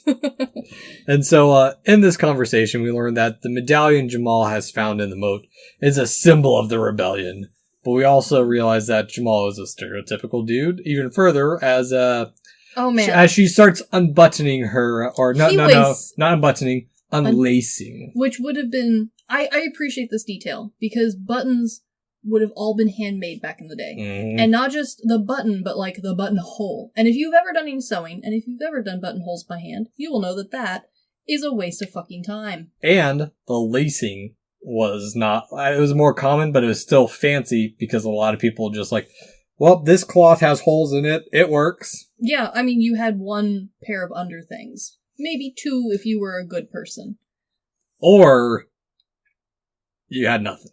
Most people had an undergarment because that would have protected your outer clothes. Because you did laundry once a week, maybe. And as a dude, I have had many, thought I was done. Yes. Moments. And so imagine that everything that you currently button or zip or pull over, you have to lace yourself up. Yeah, obnoxious. So, like, you use the bathroom in the morning and you use the bathroom at night. But also, they were very conscious about, like, they didn't want to smell bad. Nobody wants to smell bad. Yeah. It's the Middle Ages, but, like, they still had noses. So you had an undergarment that was meant to protect your outer clothes from how nasty sweaty you were going to get. Because that was a big part of, if I remember right, The Handmaid's Tale, where, like, or no, maybe I'm thinking of a different book. The one where, like, there's a big part in the book where she decides to bathe herself for, like, the first fucking time. Yeah.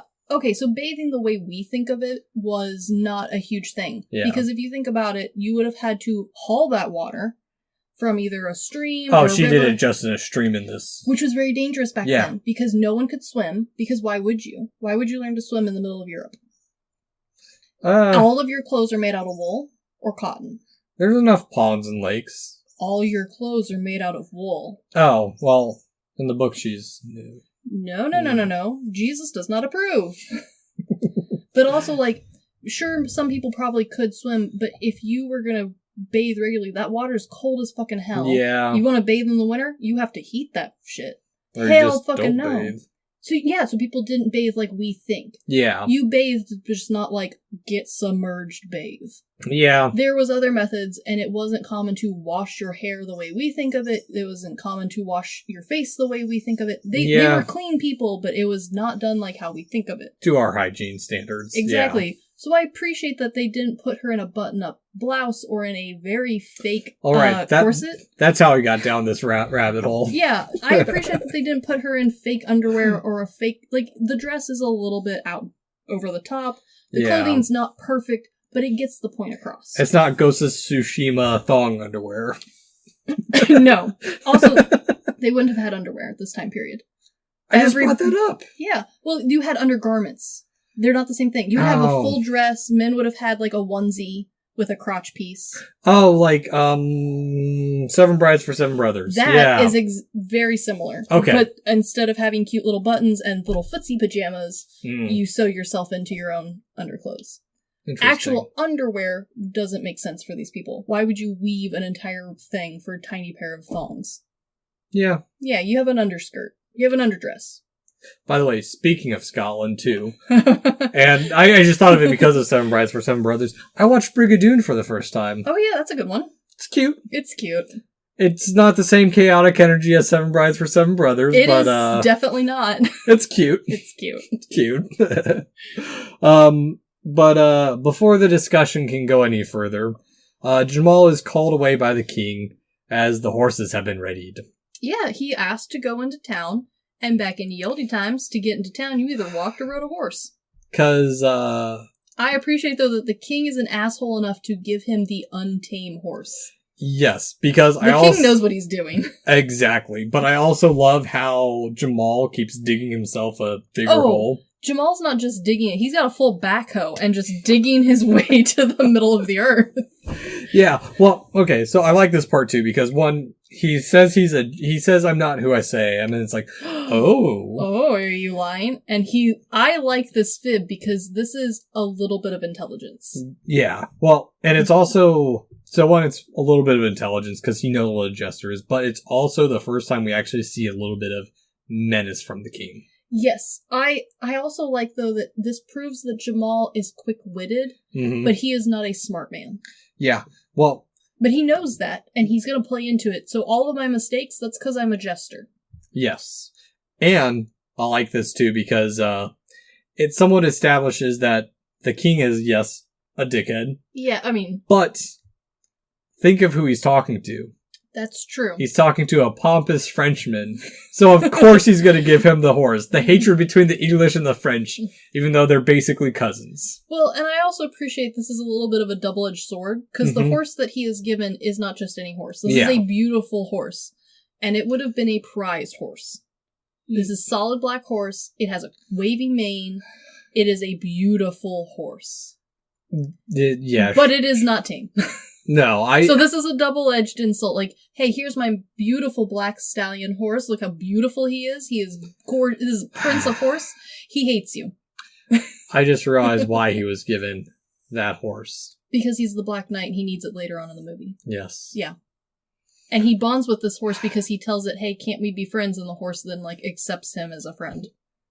Yeah, kind of. I mean, I feel like there could have been more of a narrative about, like, this horse is, like, a wild, independent man who doesn't need no telling, and so is Jamal. And the two of them together have, like, learned to set their differences aside, but, like, in reality, the horse just kind of gives up and is like, Jamal, you're a dumbass, and Jamal's like, yes, I am, please be friends with me, and the horse is like, okay. I'm a strong, independent stallion who don't need no mare to tie me down. But I'm also afraid of small things, please help.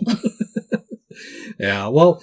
And I'm glad you brought that up because the director mentioned that the Western standoff between him and the horse is meant to humanize the horse a little bit, give it a little bit of a humanistic action. Yeah, I feel like there was supposed to be more with the horse, and it just didn't make it. Yeah, exactly. And there's a lot to this movie that it feels like didn't make it. Yeah, it just feels like it's good, but it just feels like sketches stitched together, or shall I say laced together. Yeah, we lost a lot of like solid dialogue and plot building for sketches, which I mean humor-wise works because the scene of Jamal riding around sideways and half off a horse the entire time, and the king being like, I'll give him this, he's persistent, the joke is dead but he won't give up, like that's hilarious. Yeah, that line was good.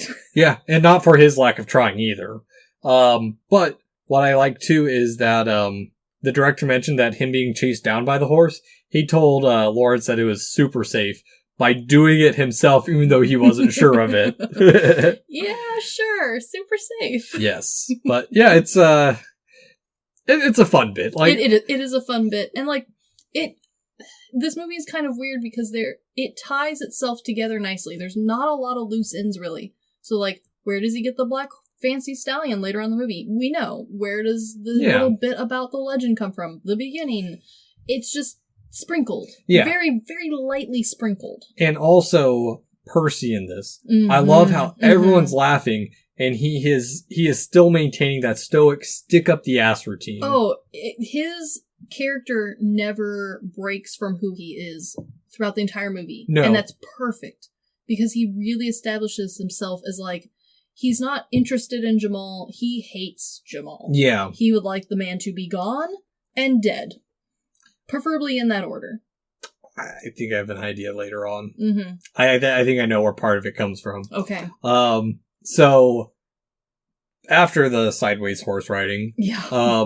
Because, like I said, the scene lasts a while. It does. And like I said. But it ties into the joke later, so meh. Yeah, it feels very much like I said, a lot of sketches just kind of pieced in between.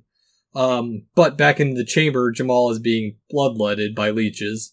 I mean, why not? It's Middle Ages. They're magic. And he's still trying to find a way out. But he is, because he brings up that he needs to find Nolte, the haggard Englishman from the beginning, which I don't think we've said his name yet. Yeah, I mean, he's just the drunkard dude. Yeah. But the Obi-Wan Kenobi of drunkards. I still like just their whole, even the actress who plays Victoria, she feels like a classic actress. She does. Like everybody but Jamal, and in the normal times period, everyone in the old time part of this movie feels very controlled, very proper, like the right expressions, the right amount of emoting. They are not over the top. It's just Jamal. Yeah. And as in all the other conversations with Victoria so far, the conversation is interrupted as Jamal is to be the guest of honor at the banquet, which I love how disgusting this scene is, as everyone's using their hands, and it's great because, for those who don't know, at this time, forks were considered blasphemy because why use a utensil when God gave you hands? That is true. Hand washing was kind of a thing. There would have been a bowl on the table for you to have dipped your fingers in, because visible grime would have been gross. But something that I kind of wish they would have done, because I think it would have added a little bit to this scene, is, yes, forks, not a thing. Spoons, for soup. Yeah. Knives were a thing. Yeah. You would have had your own knife. You would have stabbed food with it. You would have cut food with it. Knife was the fork. Knife was everything. And there was a lot of stabbing your jaw or stabbing your cheeks. Yeah, which, I mean, whoops. But, Whoopsies. Also a thing, because, water was not necessarily safe, so we drank a lot of other things. Mostly alcohol, because that was safe. So, I do kind of wish that instead of hand-ripping the chicken apart, the king would have pulled out his personal knife, which would have been fancy and long, and stabbed the chicken. Yeah. But, it's not grotesque, and this movie is playing off of a common stereotype of the Middle Ages, which is fine. Yeah. And it doesn't ever break mold from that, so, I don't really give a shit. It's fun. It is fun. Yeah. I also like the part where the king picks up, a handful of peas and just dumps it on his plate, because that's how I want to eat peas when there's no one home. I just want to eat them with my fingers. What? When no one's home, I'm a raccoon goblin. What? My poor housemates have learned my disgusting habits of, like, why use bowls and eat real food when you can have leftovers heated in a pot? None of them go together, and you just consume it. I am not a fairy. I am a goblin, and I've accepted it. Well, let me ask you a question. Is this a Midwest thing, or is this just a personal golem living in the dark depths of the mountains eating dead fish? I don't eat I have canned salmon. I shouldn't lie to you there. I've just cracked open a can of salmon before. Do you eat live fish, then? No, I don't eat live fish. Okay. Personal thing, not some Midwest weird... I mean, if you're out picnicking, you can eat with what you got. Like, there's a lot of methods for taking, like, the lids of pudding cups and turning those into spoons, which is just you using your fingers and lying to yourself, and you know it. But, like, many a child in the Midwest has forgotten their spoon on a field trip, and we just use the applesauce lid or the pudding lid to, like, pretend it's a spoon. And it's mostly just you sucking up pudding with your mouth like a horse. I mean, I've seen the sucking up. Because I forgot it, but I've never used the lid. Like, I've just scrunched it up, but, like, the weird shit I learned about you and the Midwest is just always the Midwest, baffling. There are rules in the Midwest on what is finger food and what is not. I break that rule intentionally because I am a goblin. The things that are finger food to the rest of the world should not be finger food. But they're peas! Yeah, I'm gonna eat them. I don't want to have to do dishes. I am, thoroughly confused. This is why, for a full year working from home by myself without having to be near my coworkers was glorious, because I didn't have to be civilized. If I wanted to be a feral raccoon at lunch, I could. The concoctions that I choose to make of my own free will, other people would find upsetting. And that includes Midwesterners. I do have something on that, I will admit. I like this turkey sandwich I use pizza sauce on, and, like, cheese. And my brothers find it the weirdest fucking thing ever. And it's like... My favorite food on this planet is spaghetti, like the dry noodles, but you cook it in cream of corn with cheese. That's my favorite food. No one will let me eat it, so I have to eat it by myself. I mean, I'll give it a go. I'm baffled by this shit. So far, no one has even attempted to eat it with me since I've moved down here. And I don't blame them. It looks nasty. But you know what? It's corn. Send me the recipe and I'll make it for lads night. It'll be, his food Brian will lose his shit because cream corn is his least favorite food on this planet. Over mushrooms? Over mushrooms. Fascinating. He will smell a mushroom before he even gives cream of corn the time of day. And as a Midwestern person, I don't know what to do with this, because cream of corn goes in everything. Yeah, what else am I supposed to do with all this cream of corn? I'm confused by the amount of cream of corn you potentially have at your place. It's not enough, really. So I identify with this king. This is also how I would like to eat if there wasn't, like, roommates at dinner tables.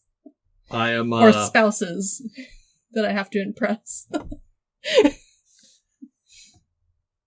There's only so gross you can go, and the king reaches that line for me, and I appreciate the hand peas. I'm done with this conversation. There is not there are other goblin people out there, they know. I'm so baffled I would rather rewatch Inception and try and figure it out again. I do not understand. This is more confusing than that fucking movie. It's okay. Oh, enough about the weird Midwest goblin eating habits. No, this is me and the king being one and the same. Only at the dinner table, though. I'm done. I am done. Because after the gross food scene, Jamal is asked to dance because his people, the Normandians? / French? ? I don't know. I don't know the Normandian. I appreciate that in true European old-timey fashion, they're like, you're not from this castle, you probably do things different. Show us. Yeah. Well, I also like this part because it plays as like a double stereotype because he's like, my people. He's like, yes, Normandy, you guys can dance. He's like, can you not dance? He's like, I mean, I can't. I love how he's cocky and he's dug himself into a hole where now he has to dance for the king with music that he is not familiar with. Yes, and this begins one of my favorite parts of the movies because, one, it does feel like a stupid high school musical. Oh, for sure. But it works so well. It really does. His awkward dancing in the beginning was... Martin Lawrence wasn't sure it would work, and he didn't really want to do it. But he was a good sport and did it anyways. Yeah, also, this movie is, as we've said before, the aftermath of the 90s. Mm-hmm. And so all of the dancing that he attempts to do, real, leftover 90s dancing. Actually, I have some bit on that, because the dance number was actually choreographed by a name I had not heard in good over a decade. Uh-huh. Paula Abdul. Oh my gosh. And she specifically chose moves from the 80s and instructed the extras to toe the line between awkward, but also not to be too rigid or modern. And it took 8 days to shoot this part. Yes, and it's perfect. Yes. Because, yes, the dance moves themselves, very 80s. The way this is done, so music video 90s. Oh, yeah. But I love it, too, because, he starts off with saying, I can't do this music. Here, do it this way. And they're doing it in a very chaotic medieval method of just... Okay, this part I really like too, because the original music that they're playing, fairly... Instrumentally, it's correct. Mm-hmm. Whether or not that's what Court would have played, I think it's a little skewed. I think medieval people can have fun too.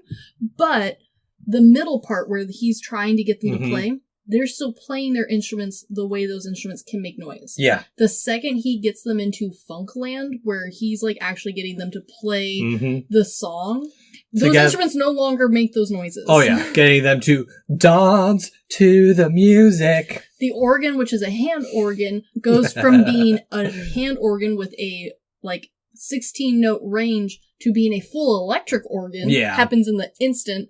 Those trumpety things, which my husband's gonna be yelling at me that I can't remember what they're called, even though I helped him with this on his college exam.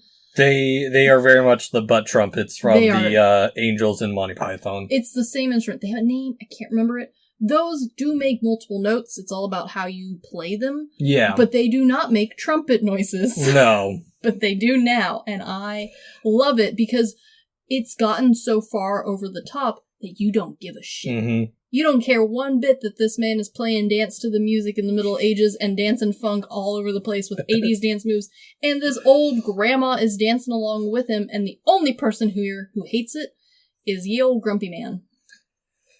Dickhead McGee. Dickhead McGee is the only one who hates this. Because, while the party is livening up, the princess steals a kiss from Jamal, and I love this part because... it's a French kiss.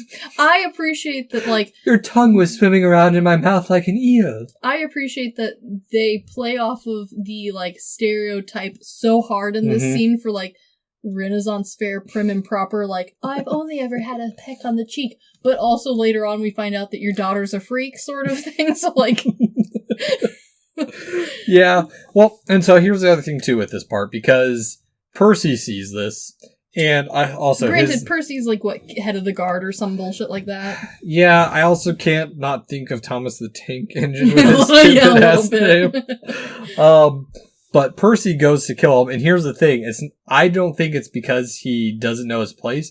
I think Percy is jealous. Oh, for sure Percy is jealous. Percy wants the princess. I 100% agree with you. Percy is Bowser.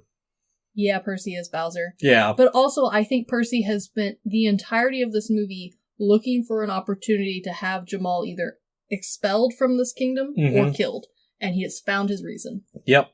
And in Jamal's panic attempt to flee, accidentally foils an assassination attempt. A very clever one where they hid the knives in bread. I mean... I like that. It feels crafty to me. Actually, I think it would work, because my dad, when he was a kid, he would take Brötchen, the hard German bread, open it up in the way that he could eat out the soft sides, and then put it back together. Yeah. No, I'm not saying it wouldn't work. I think it 100% would work. I just kind of wish, they would wear the bread like mittens with the knives inside and just stab him with the bread. Bread knives. Bread knives. I'm sure that's a problem somewhere. Just don't know where. I don't know. I don't... Middle-aged bread knives, you gotta watch out. So My mind is too confused by all this other Midwest food I don't bullshit. think bread knives are a Midwest bullshit. I don't know at this know point. What? I'm not, to be honest with you, maybe Midwest bullshit. I don't know what your goblin hands have tried doing. That's fact. There's been many a Midwestern child, I'm sure, who's put something in the bread. Well, I'm not going there. I know the amount of children who have eaten just the inside of the roll and put the roll back. Yes. I was one of those kids. Thus the goblin tendencies. Enough of Midwest goblin food eating shit. Uh-huh. Jamal is promoted to head of security after this, which Yes. there's a couple things in this. One, nice shot of the princess. Very beautiful. Very, it makes me think of the first chapter in Gintama, where the alien's like, make a valley. Yes. And, It's mostly boob. she makes a nice valley. It's a lot of boob. Yes. But it also, there is a limit to Jamal's horniness, because he is a little turned off by the princess. Yeah, I mean, she is very aggressive. Yeah. She's a very aggressive princess. Yeah, very... Well, and like, we're supposed to be setting Jamal up to be falling in love with Victoria, Victoria. So, like, we can't have both, because then he wouldn't be a true hero. Yeah. And Jamal in this story is meant to be a true hero. Yeah, and Victoria is a chambermaid, and... Yeah, and like, the princess is there mostly for plot, and also, like, some gags. She's not really, like, a full character, like Victoria is. She is, and I just thought of that gif of, like, the anime plot where it's the chick sticking her She chest is anime out. titty plot. Yes. Yeah, that's what the princess is. And, like, that's okay. Like, this movie isn't complex enough to need, like, a full love triangle. Yeah, no, I agree with that. So, and after this, immediately, Jamal starts trying to franchise in the very next scene where he has designed his own clothing line that looks like something Kanye would design. It does. Okay, so originally when I saw this scene, I wasn't a fan. I felt it was a little bit too far because everyone at the round table's like, yeah, this is brilliant. But now going back to it, I like it because it proves that Jamal has the ability to be a good businessman. Yes. Yeah. Like, he is capable of being forward-thinking and showing improvement and trying to, improve the situation he's in. Yeah. He just picked the Middle Ages instead of his actual job. Yeah, exactly. He also designs a Jamal in the box. Granted, a little rippy offy, but I will give him this. He somewhat invents a drive-thru for horses, which is cool. I like that. I didn't know what a Jack in the Box was until I moved here. They're slowly becoming a thing here. Yeah. You're still living in, like, strong Wendy's, Arby's area. Jack in the Boxes are coming, but they're not fully they're not fully a thing yet. Fascinating. Yeah. You're on the verge of a Whataburger nation. That's where you're at right now. Okay. I get that a little bit because I have friends in Texas. Yeah. There's cults of fast food. We're in a weird homogenous zone where we're kind of in Chick-fil-A land. Interesting. That's kind of the food cult that we're here at. Okay. I see. But this scene, the director actually didn't like. Yeah. He didn't like it because he thought it read better, but he thought he could have executed it better. Not that it was, but he only kept it because of the Skywalker logo that shows up in the rest of the film, and so he had to keep it. I agree. He has to have it. It's definitely necessary for the rest of the movie. Mm-hmm. Not necessarily like a hard, like, oh my god, the movie couldn't continue on without it. But this movie tidies itself up so nicely that, like, there would have been questions. Yeah. You know? Yeah, it just would have been weird because in the next scene, we actually cut to Jamal interrupting a game of chess with Percy, and he's wearing his Skywalker outfit. So that would have been a weird transition. But I like this because it's another conflict with them, but it shows that Percy is very kind of focused on one thing. Whereas Jamal's smart enough to, like, be trying to work other stuff, but he jumped in the middle of a game. Yeah, and I kind of like this scene a little bit. It's a little weird because the chess feels a little off to me. Not necessarily because it's like trying to prove Jamal's like a smart guy, because we did that in the last scene. He made an entire franchise and it seemed to be going well with, the round table. But it feels weird because of the stereotype that chess has in movies. Yeah. Whenever a player steps into a chess game, especially halfway through or like 3/4 of the way through, it's implied that character is like crazy smart, super strategic, and we know Jamal's not. No. Like, Jamal's proven that he's not. He's strategic in different ways because he's able to plan whole businesses. But it's also important because it shows Percy potentially had something in sacrificing the queen. Yeah, like he was playing a different opponent, not Jamal. Yeah, exactly. Yeah, it's a little awkward, but like it does continue both of their characters. Yeah. So like, meh, whatever. Yeah, because right after that, Jamal's called away because there's a peasant who is caught stealing turnips. He's not doing a good enough job as head of security. Yeah, how dare he? I have a question on this. Yeah. How the fuck did Percy get right by the king's side? Really fast. Yeah, really fast. Percy is very quick.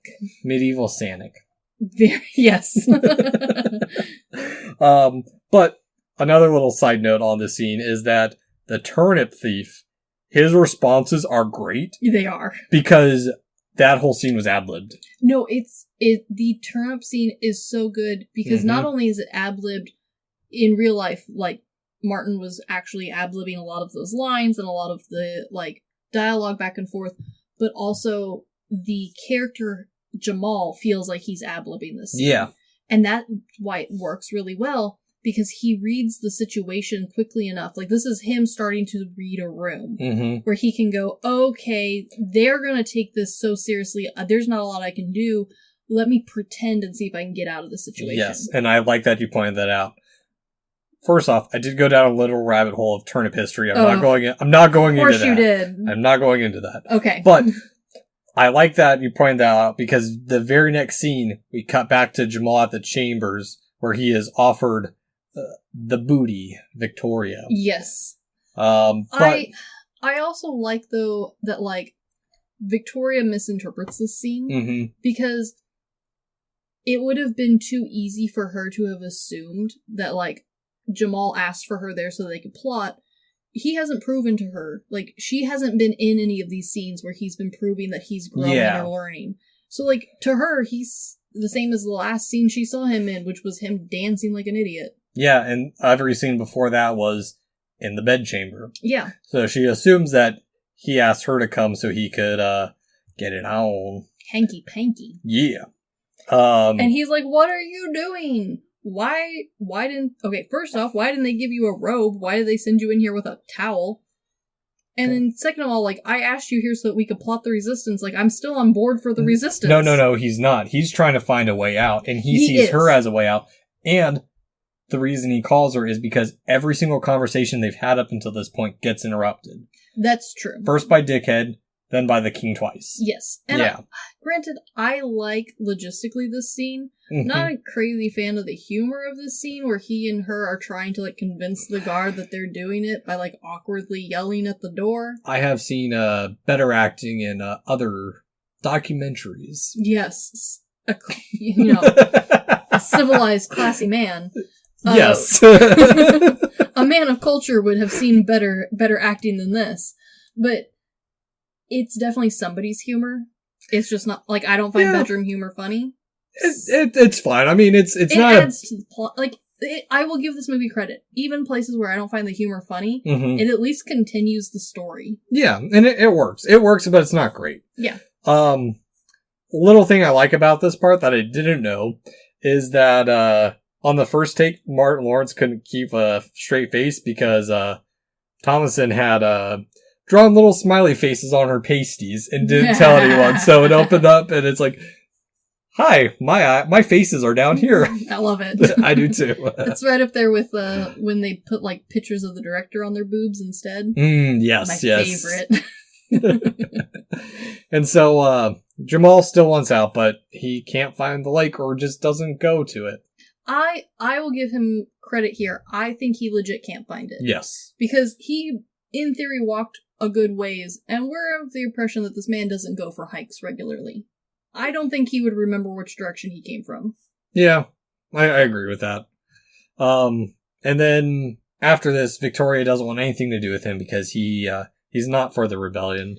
Okay, it's super stereotypical, but like, this is how these plot work, where, you know, we've seen some progress, we've seen some growth, we see the potential that his boss had in the first part of the movie, and then we see he still needs some growing to do. We're getting a build up to the third act. Exactly. Because in the middle of the night, someone slips into bed with Jamal. Ooh. And then the real messenger shows up in the morning. Oh, it's not Jamal. Surprise. I do like the shots of the castle in the morning. Nice and misty. Very pretty. But the jig is up, and it is revealed that Jamal has actually deflowered the princess. He's not even a messenger either. He is now going to be executed, because A, he lied. B, that was the princess who the Duke was here to marry, and, like, you know, it's the Middle Ages, so, like, heaven forbid. Also, like, I like that Jamal doesn't just accept that he has done this deed. He insults the king on top of it by informing the king. Daughters are free. And also, like, oh no, someone else, like, she's been sleeping around way before me. Yeah. I didn't get there first. Yeah. And so the king is like, okay, yeah, no, you get to die. Yeah, so that part was ad-libbed. Also, the princess falling. Yes, she didn't. She tripped. Whoops. She tripped as an accident and kept it in. I think second it's movie. Oh, that's exactly why they kept it. Yeah, it's perfect. Just one of those weird comedic things that works. The transition between him in bed with the princess to him being in the tiny cage hanging from the ceiling going, ah! Perfect. I love it. It is great. You know who he is? Hmm. He's, or the skinny guy from Hocus Pocus. He does remind me of the skinny guy from Hocus Pocus. He also kind of reminds me of, like, shoot, what was the movie where there's, like, the one guy in chains in the basement dance? Oh, it's Monty Python. It's Monty Python. They're clapping. Yes. He reminds me of that guy. Yes, because, also in this moment, the, rebels who he foiled before are impressed with his plan. Deflower the princess? Yeah, now you've ruined the alliance between the king's plot. Wahaha. He will never join with Florence. And I appreciate that, like... Or Normandy. I appreciate that the movie gives the rebels, like, the ability to, like, go back and forth with whether or not they hate or like him, as opposed to, like, being really strong, like, oh no, he hurt us once, as opposed to being able to be like, oh, well, maybe this was all a plan. Yeah. Like, I like that. I like and that. And it shows his adaptability of like, oh, yeah, that's what I was playing this whole time. And it also makes the, like, other people in the dungeon feel more real, as opposed to just like, oh, you have hurt my feelings and now I must kill you. Yes. Yeah, it's a little more interesting. I also love the vivid description of the blunt axe. I do too. But this is where we are truly introduced to the legend of medieval Superman, the Black Knight. The Black Knight. Jamal, and also, and I mean, it's a nice little bit. We get a little bit more about the Black Knight, the legend of being able to spit fire. It's fine. It's fine. It's something that ties in later on, but it's not great. I mean, it's there. Yeah. And, you know, fine. Yeah. I don't care. Yeah. Because we immediately cut to, the execution, and Jamal's plea to live is very much another very Hocus Pocus-like moment. Yes, it is. Which I also love this part too, because like you said with the, rebels, it gives them character, but it also doesn't fall into the stereotype of the peasants being so stupid. Yeah, no, they feel like real people. We already have fire. I mean, literally surrounded by torches. Yeah, exactly. But I do also like it, the stupid little bits of, they don't realize that he's they toe the line of like... They toe the stupid line. Yeah. Because, like, as my husband said, as you know, they didn't invent choking until after the Middle Ages. What was it? There's some meme that's going around of they didn't invent hatred until, like, the 20th century, and it's all the Jujutsu Kaisen people acting like dipshits. It's like saying horrible shit, too. Yes. Yeah, I mean, like, granted, the timing kind of works for it to be like, ooh, a spooky spell, and, like, sure, at least logistically it works. Yeah. Meh. Yeah. I appreciate, though, that he is choking on a radish. What's the radish? I Or thought it was it's an apple. turnip. It's an apple. Is it a... It's an apple. Because it might also be a turnip. I hope it's turnip. That jaw strength. I mean... Turnips are hard as shit. Crunch. It's not a turnip. I know it's not a turnip. Bummer. But also, like, the very wizardry nature of it, because Jamal does get rescued. There's flaming arrows that come down because after he gives the guard the Heimlich maneuver, or the executioner of the Heimlich maneuver, Victoria comes and rescues all of them with a cart, but Jamal doesn't make it, or Jamal makes it to the cart but falls off. Yeah, and then he has to, like, Superman his way over to the gate and then roll under it like, Indiana Jones. And then also, all of those archers need to be fired. Yes. He is literally under the gate, maybe 12 feet away at best. They can't hit him. If they were kidnapped by the French, they would let them keep their 2 fingers. Yes. Yes. But Nolte is the one who's behind it. And I love this part because Jamal can't get on the horse. This was also a mistake that was kept in because the stunt double couldn't get on the horse. And they just thought it was perfect. It is. And perfect. it is. It is. Because, a horse is hard. You gotta practice that shit. Yeah. I don't like horses. But Percy, the gate's closed. They can't open it easily. And so Percy is going to send the death squad after them. Bum, bum, bum. And we learned that Nolte only did this to repay his previous debt of being resurrected a la Brethmint. I mean, at least he's an honorable guy, I guess. And it was because Victoria told him and convinced him, but it was mainly Victoria. So showing a little bit that she doesn't see Jamal as just a dipshit. Yeah. She's a little bit appreciative of him deflowering the princess. Yeah, like, she's trying to give him the benefit of the doubt. Yeah, like, oh, yeah, cool. I mean, maybe he's trying to help. Maybe. Yeah. A little bit. Bareback horse riding in this scene, it is painful. Yeah, I appreciate how he gets off the horse and it's just very sad. It is funny. It is funny, and I feel his pain. Yes. Yes. Because after this, Jamal is reunited with Victoria, and we learn that Nolte used to be great without going too far in his backstory, which I really appreciate because we don't care. In the commentary, there was a 5-minute bit about his backstory that was cut. No. Unnecessary. Exactly. All we need to know is that he used to be good. Yeah. And we also learned that even being the great person Victoria is, the men are still dicks to her, and Jamal is trying to be nice, but also ignoring her feelings by trying to convince her to come back to modern times, because they have Mai Tais, hence the drink. Hence the drink. Yeah, this movie is, much like a lot of the 90s and early 2000s movies, kind of confused with the female side cast.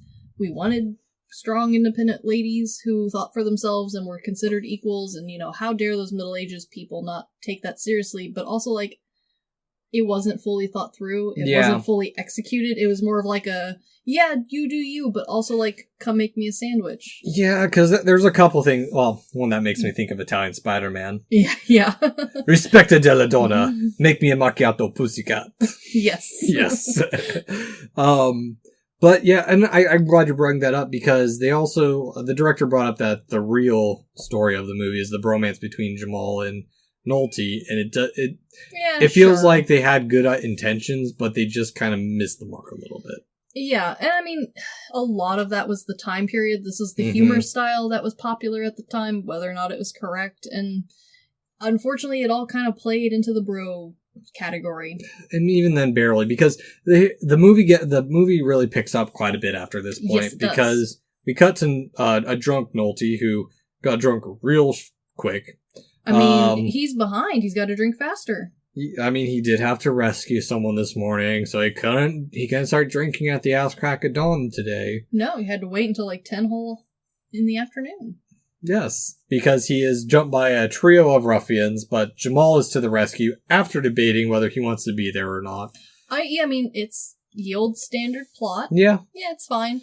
I do appreciate that, like, they prove that he probably boxed a little in high school, and so he knows a little bit about fighting. He's really into sports, so he knows the techniques. He's studied all that. He's doing very much a less on the nose Knight's Tale. Yes. But I like that he doesn't just win. Mm-hmm. Because it is 3-1. And that's the thing they brought up, is that he and Nolte need each other. They need each other because they're really good together. But not only that, Nolte needs Lawrence to reteach it or reinvigorate his duty, but Jamal needs him to show him that he can actually fulfill potential. Yeah. I mean, it's a good mentor sort of situation. Yeah, exactly. They're two peas in a pod. They are. Because, okay, so here's a couple things on this. One, it brings the modern back, but, Lawrence brought the Ali fighting moves to it. Yeah. The director wouldn't have thought of that. But it also parallels the story that he has back home. Yes, it does. Because he back home is Nolte. He has failed his queen. Yes. Oh, for sure. Yeah. And I mean, it all works. Yeah. But it's fine. The one thing I'm very disappointed in is when they shoved the dude's face in shit. Yes. There was nothing on it. No discussion of just like, the director was more going over like some more of like the technical camera bullshit. Yeah, I mean, I wanted to know what it was made out of. I'm assuming Play-Doh. It looks like meatballs. It does look a little bit like meatballs. Yeah. Yeah, I mean, it's definitely gross, but like, it's a very quick gross scene, which I appreciate because like gross humor, like, it's got to be very specific gross humor, I think, to work, and this movie hasn't done gross anywhere else. The toilet. It's very minimal. It's mostly like it's improv. Not Dumb and Dumber. No, it's very improv-y as opposed to potty humor. So like, meh. Yeah. It's there for like a decent reason because they were going to have our dear mentor have to pick up the alcohol he's so addicted to. Like, I see how they tied it all together. Yeah. And I appreciate that it's at least tied together and not just like the sudden dog poop or the sudden horse poop. Yeah, like the white turd moment in Step Brothers. Yeah. So, like, fine. I'll accept it. It's just kind of part of it, and then it doesn't come back again ever, so, like, meh. Yeah, it's there. It's there. I just still wanted to know what it was made of. Yeah. And now the duo returns to the rebel camp that has been ransacked, and Victoria has been taken. Surprise! And Jamal is all in to rescue his crush, because of course he is, because he's Mario. Yeah. But the rebels are not down, as even with Nolte there, they are downtrodden. But, lo and behold, the queen appears from behind a hood, and Jamal is just being himself and excused for the French, which is, I love this dual standard that we talked about a little bit earlier, where specifically the Parisians are kind of seen as being the front end of fashion trends, but also being so bizarre that we can overlook their weird behavior. Yes. And just like, oh, it's French. Yeah. France is the Portland of Europe. It does feel like that. Yes. I also appreciate that, like, it's playing more into the medieval stereotype where France would have been really far away for them. France would have been, like, the crazy, weird, exotic, like, future place. They would have been ahead of them in a lot of different ways. Yeah. They would have had a lot of stuff that the Europeans would have liked to have a lot, mostly makeup, fashion, clothing. We hate them, but at least they're not the Vikings. Yeah, it would have been a love-hate relationship. So, like, it all ties together, but, like, it also works as, like, the running joke of the whole movie, which at least they stuck to one. Yeah. So, like, whatever. Yeah, that's fine. And I mean, they stuck to something with so much improv. They did, and they didn't break their own joke later by having an actual French person show up. Like, the messenger came, he said no words. Yeah. He's barely in the movie, like, literally barely. So, like, he's in, like, 2 frames? Yeah, he's like in maybe 5 seconds of the movie. Yeah. 20 if we're being generous. Yeah, so, like, I appreciate that there's not another French person to derail the illusion of Jamal. Yeah, that they can make a comparison to. Yeah, because I'm sure a real French person of the time period would not have been Jamal. I'm just now realizing, I don't know who's the real Midwesterner, you or Brian. If they're different Midwest. Kansas is a different Midwest to the southern Missouri Midwest. I'm sorry. Okay. I'll just leave it at that.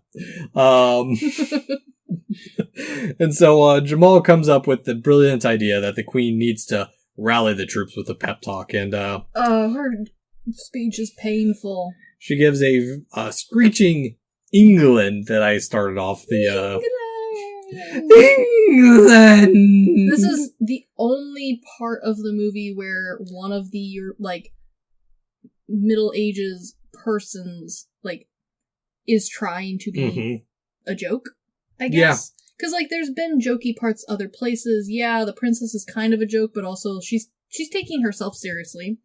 She's anime tit plot. She is an anime tit plot, but like, yeah, she's over the top, but not like out of place. No, she feels very much like that high school girl who's kind of found her first love and wants to push it further, but... Yeah, which is exactly what that is. And the queen is the only one who is actively a funny character for some reason. I don't know, she's fine because she sets up Jamal to have like a good speech, but like I don't love this scene because it kind of breaks it. Yeah, no, I agree. It's definitely different. I apologize if there's a weird pause. Brian just entered apparently, and Hobbs is stalking him. Very poorly. Yes. But I do like this part because it is a good comedic part. The dog's baying is a nice touch. It is. It really is. But Jamal has to step up to rouse the troops, as he should have been doing for Medieval World. Yeah.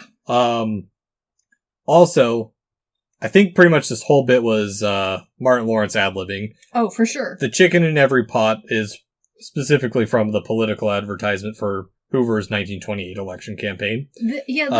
This whole speech has some weird references in it that I don't think even audiences at the time period would have gotten. Yeah, like that part, but the one that would have been in people's minds is the Rodney King segment, which is rough, especially given today's current issues happening, but that was ad-libbed by Lawrence, so you can't really give the writers any slack, or you can give them slack for that because they didn't write it. Yeah, and like at the time period, it was a little different. I mean, it's an ad-lib joke. It's not meant to be well thought out. Yeah.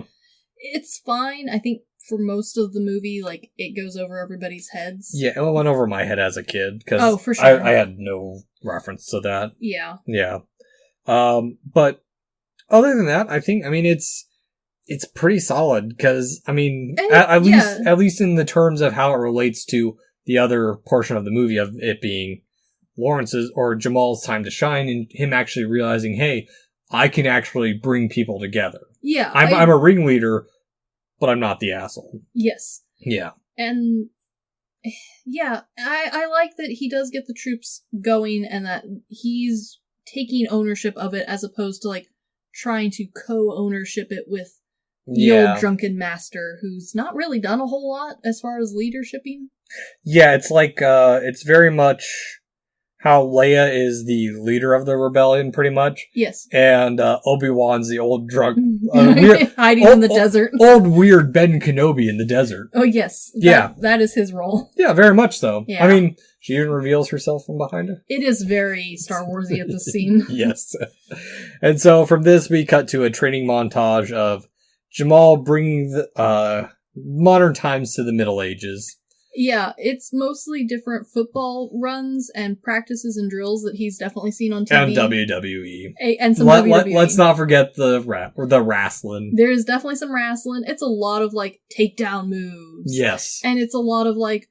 flying jump kicks. Yeah, yes. Which none of... the football stuff I could see being practical in, like, some medieval settings, I guess. Yeah. The wrestling moves, they're cool. I guess. They use them later in the fight sequence, but, like, I think it's mostly just clever writing. Yeah. No, it's fun. But after all the montage, Jamal gives his shoes to Nolte, his kicks. Yes, his Air Jordans. And he is given an entire suit of armor in return.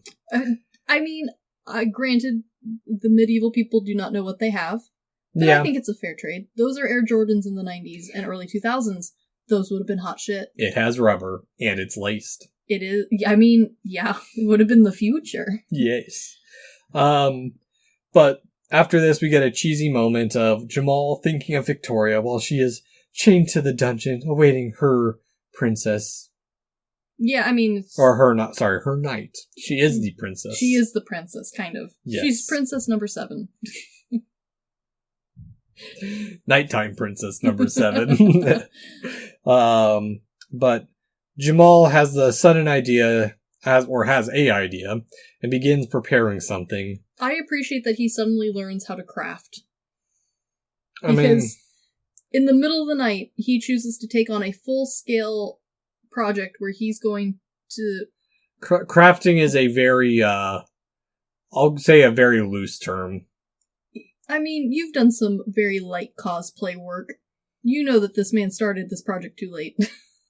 Yes, my Declaration of Independence holder from 2 Halloweens ago now. There you go. Yes. Yeah. Yes, He's exactly.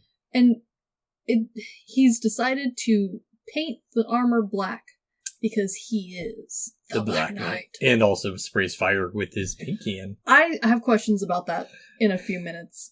Yeah, I do too. But it's fun. So, after he crafts like an RPG pro, Really. we now begin the raid on the castle, but it is a trap. It is a trap. I like that it's a trap. Yeah. Because it does prove that Sir Stick Up His Ass is a clever man. Yeah. He's not an enemy to be trifled with. Also, there were a lot of men away from camp. Yeah, seriously, where did all these guys come from? Yeah. Because when we panned the first time, there was like a dude with a missing eye and a couple children. Yes. And there's a couple things I like in this too, is that at the beginning of the battle, Percy pushes a man forward. Yes. One of his own soldiers forward. And also, throughout this whole battle, and the rest of the movie, there were so many goddamn opportunities for the Wilhelm scream. And I love that they showed restraint. They did. There is Martin Lawrence screaming, though. Yes, but... His own brand of screaming. Exactly. But as the rebels seem as they are on the brink of defeat, who should arrive but the Black Knight, bellowing his fiery breath. I will give him this. He looked cool as shit. Oh, he did. I get exactly where you're coming from, is how the hell is he activating it? Because, and I watched fairly carefully, granted I didn't slow it down or anything, I didn't enhance, but it appears that the fire is coming out of his completely covered metal helmet mouth hole. I don't understand how a spray can of paint plus a lighter coming up, like, his hands aren't up there. Did he, like, wire it to work or something? Because if so, that's really cool. In the words of the great magician, Betty. Okay. I'm on fire. Yeah. Magic. Magic. He looks cool as shit, Yes. and then gets knocked off his horse, and it's revealed that it's not the Black Knight, it's the dumbass. Yes, Jamal. because what I love about this too is it is so quick, and it's such a stupid manner. He bangs his head and falls off the horse. He does, and then he has to spend time unringing his head. So Yes. the fighting continues around him. It's the Moor! It's the Moor! But he has disrupted the enemy, and several of them have fled already. So, like, he did Yeah. the thing he came to do. And because he's there, they're remembering their training, and it turns the tides of war to comedy. It does, but it's still pretty brutal, Yeah. which I appreciate, because it turns it from just, like, a standard comedy fight scene. Rebels getting their ass kicked. Yeah, it doesn't feel quite so Three Stooges as Mhm. more as, like, a more modern comedy. Yes. And in the confusion, the king tries to flee, but Percy shoves him off the rampart. We assume that the king is now dead? Yeah, I mean, he belly flops real hard in that moat. And I mean, to be fair, there's sticks and stuff in it. There's I mean, specifically things to make people bleed and get infected. That was the point of moats. Yeah, no, we assume the king is dead. But this moat is much cleaner than medieval worlds. Oh, yeah, actually, now that you mention it. Yes, because after the king has been killed, Percy holds Victoria hostage, and the final showdown begins after he shoots Nolte and gets his attention. Because Nolte does have his rope-a-dope moment. He has his Ali shuffle. Yeah, he's showing off his cool kicks. Yeah. He's being real cool, and bam, arrow to the chest. Right as he's given that inspirational speech. Yep. And Victoria is nicked, and the real fight begins, but it only turns when Jamal follows his own advice and starts doing modern-day moves. Yes, but he then, he also is combining it with what he's learned from his teacher, the Drunken Master. Yes. So, corny, but I like it. It's fine. It works. It's fun. It's got just enough dumb slow motion moments for you to be like, wow, it's meant to be epic. It's done well, and I'm not having to deal with Battlefield Earth flashbacks. It's not constant. It's just action. Yeah. Yeah. It's fun. Yeah. Yeah. And so Jamal and Victoria finally kiss and peace is restored. Woohoo. One thing Elijah pointed out after this part is that it is a little jarring because all of a sudden Jamal has zippers. Yeah, that is true. When I rewatched it after Lad's Night, it's his jumpsuit from the modern era. They've just patched the Skywalker stuff onto it. Oh, that makes more sense. Yeah. Okay. That I forgot he had because it's only there for 20 minutes maybe, if that. Yeah, I completely forgot about that. Yeah. And so Jamal is knighted and brought back to modern times. It was all a dream. You have been bamboozled. It is Super Mario Bros. 2. Yes. American Super Mario Bros. 2. I appreciate the way they bring him back, though. Yeah. Because they bring him back with the whole clear, he's breathing. Yeah. The queen is the EMT worker. Yeah. Yeah, I appreciate it because when this movie came out, it wasn't super duper stupid. It was just kind of a thing. And also, it works for how dumb this movie is. Yeah. Also, his outfit is impressively dry for being pulled out of the water. Oh, it's bone dry. So I wonder how long he has been laying on the ground. The other thing that I wonder is his friend is you were in the water for 10 whole minutes. Are you sure? Are you sure about that time frame? That feels like a long time to be in that nasty swamp water. Over-exaggeration. I hope so, because that is 10 minutes in a cesspool. Yep. But even though it was a dream, Jamal has returned a new man. Yes. And plans to pull the park back together. He's taken back his advice of telling the boss lady to quit. And it is a little unclear on whether or not she demotes herself and promotes him.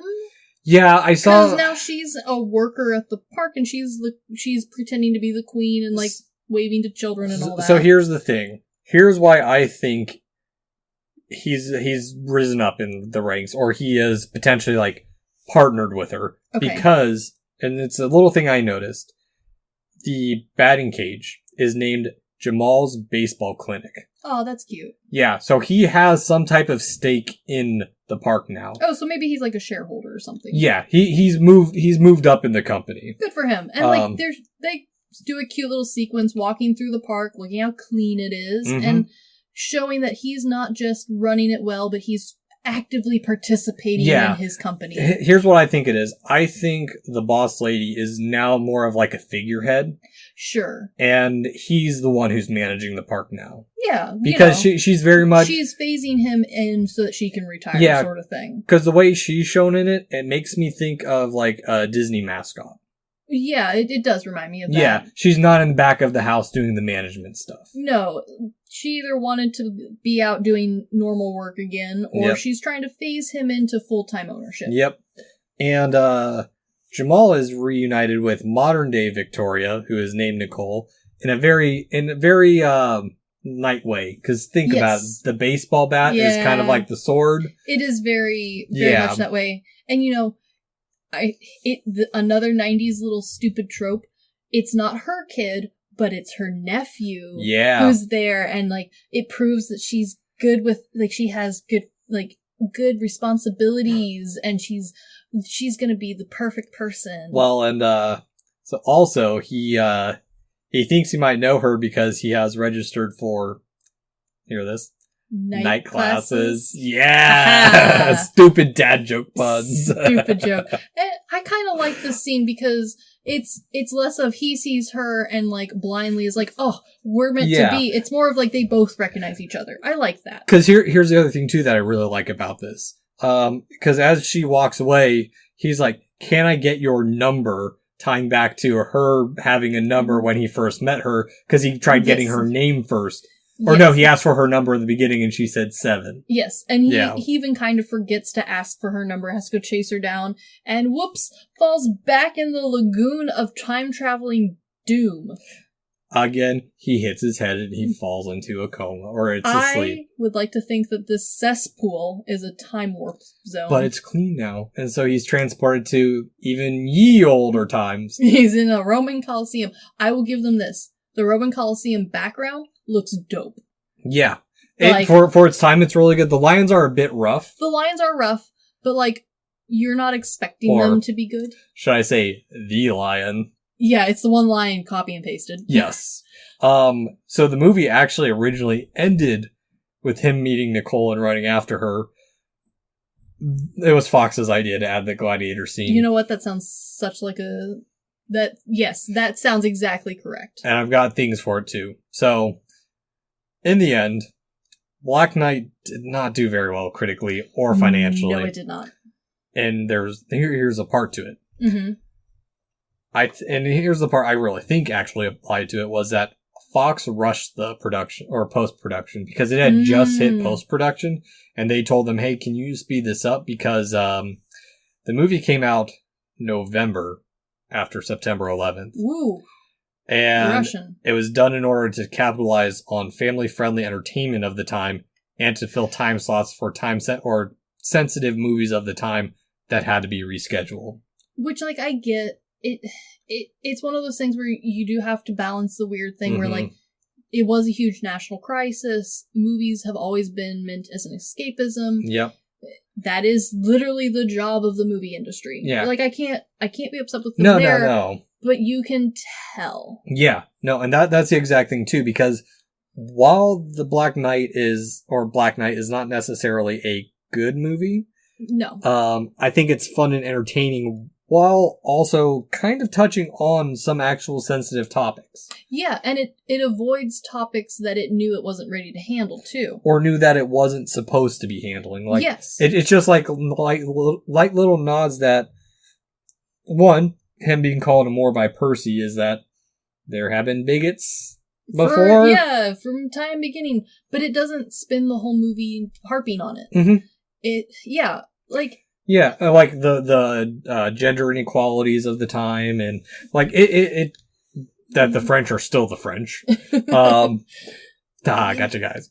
But like the movie touches on a lot of problems, but focuses heavily on its slapstick and humor that was very Martin Lawrence's style. It was him ad-libbing, which was, at the time, super popular. Yeah. Well, and the other thing, too, is when talking with the lads, we kind of realized that this is really at the tail end of Martin Lawrence's popularity. Yeah, he hasn't really been in a whole lot. Yeah, because it was like this, National Security, which is great, too. Yeah. Heavily underrated, I feel. And then I think it was like Big Mama's House 2, and then he took like a big break until Bad Boys 3. Yeah, and like, granted, he does stuff behind the scenes and things like that as opposed to being this forward person. Yeah. And he's done some stand-up since then, too. But by that point, he had his following. Mm-hmm. He had people who, he was one of their favorite comedians, and so they would seek him out. Same thing with a lot of the actors in this movie, to be honest with you. Yeah, I mean... It was a different crowd than the horror crowd that we usually follow. Yeah, and I mean, I think it was just a combination of it being a little bit of an odd movie. I think kind of on the tail end of A Knight's Tale. Yeah, there was definitely a time period where, like, medieval things were... Knight's Tale, tail end, haha. Yeah, it was at the tail end of the whole, like, knight, castle... comedy action sort of like phase. There was definitely like a phase, just like there was the vampire phase and the werewolf phase. There was a castle phase. It just wasn't as strong. Yeah, and the other thing too is it's a somewhat more intelligent movie than I think we give it credit for, because in the 90s and early 2000s, gangbangers kind of ideals. Your mom doesn't want, like, the wrong crowd to hang out with kind of stuff. Oh, for sure. But it plays on the stereotypical Black Knight character that is usually an antagonist. So it kind of ties those together. Yeah, yeah. And it makes him a hero while playing on the fact that Lawrence is the modern day black dude in medieval England who becomes the Black Knight. Yeah.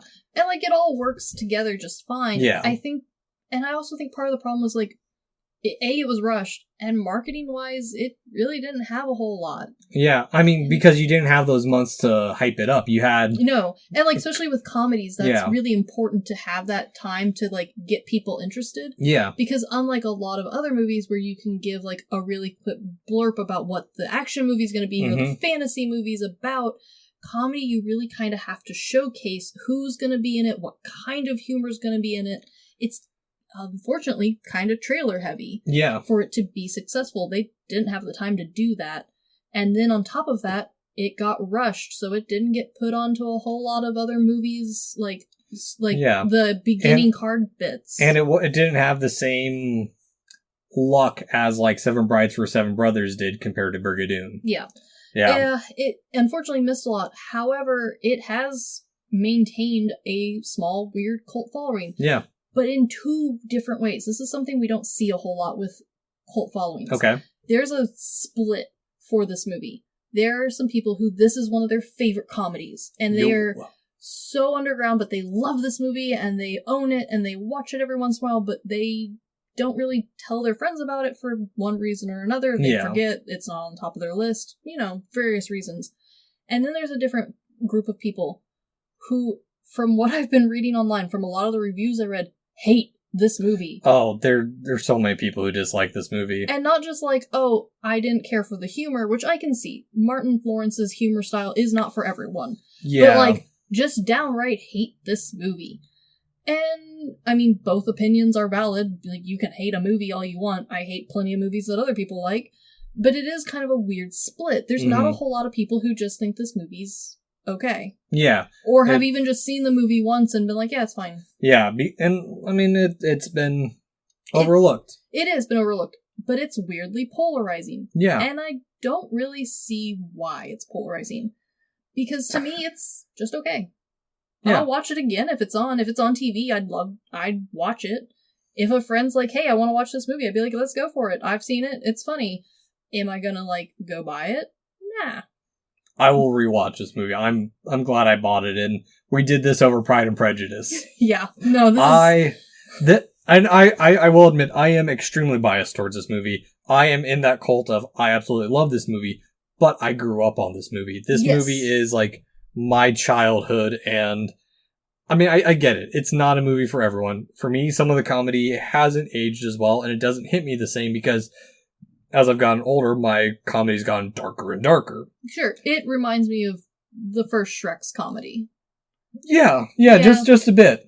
Not necessarily in the same way, but it's the same vibe. Here's the comedy in the Shrek franchise, in the oligarchy of the almighty Shrek quadrilogy. Yes. It is the humor of Shrek 3. It is the humor of Shrek 3. You are spot on. Where it has good moments, but it misses the mark because it doesn't commit. Yes. That I will admit to that it has good ideas and it touches on some interesting ideas. It just doesn't hit well in that regard. But I still highly recommend the movie. Yeah, and honestly, there's people in my life who I know this movie's going to be their cup of tea. I got those friends who are still living their lives like it's like they're 90s babies.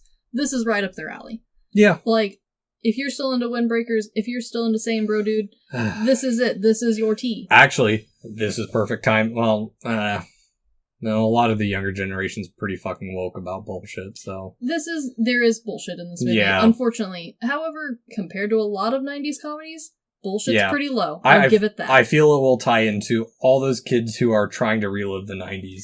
Those people who are nostalgic for the 90s, this is your tea. No. I'm talking about the young kids who are trying to bring the 90s back like we try to bring 90s? Like we try to bring the 80s back. Yeah, no. The people who are like reimagining and reliving the 90s for the first time, that's probably not going to be it. Like, Yeah. there's parts that you're gonna find funny. Maybe clips of it will be super good. Yeah. The whole thing as a whole, I don't think they'll like it. No. But I do think people who are nostalgic for the 90s, they would love this movie. Exactly. So yeah, I take it you wouldn't recommend the movie. Not to everyone. This is a special person recommendation. I think there's better 90s comedies out there. I think there's better, like, night comedies out there. This isn't my favorite Martin Lawrence appearance either. Like, I think he's funnier in other movies he's in.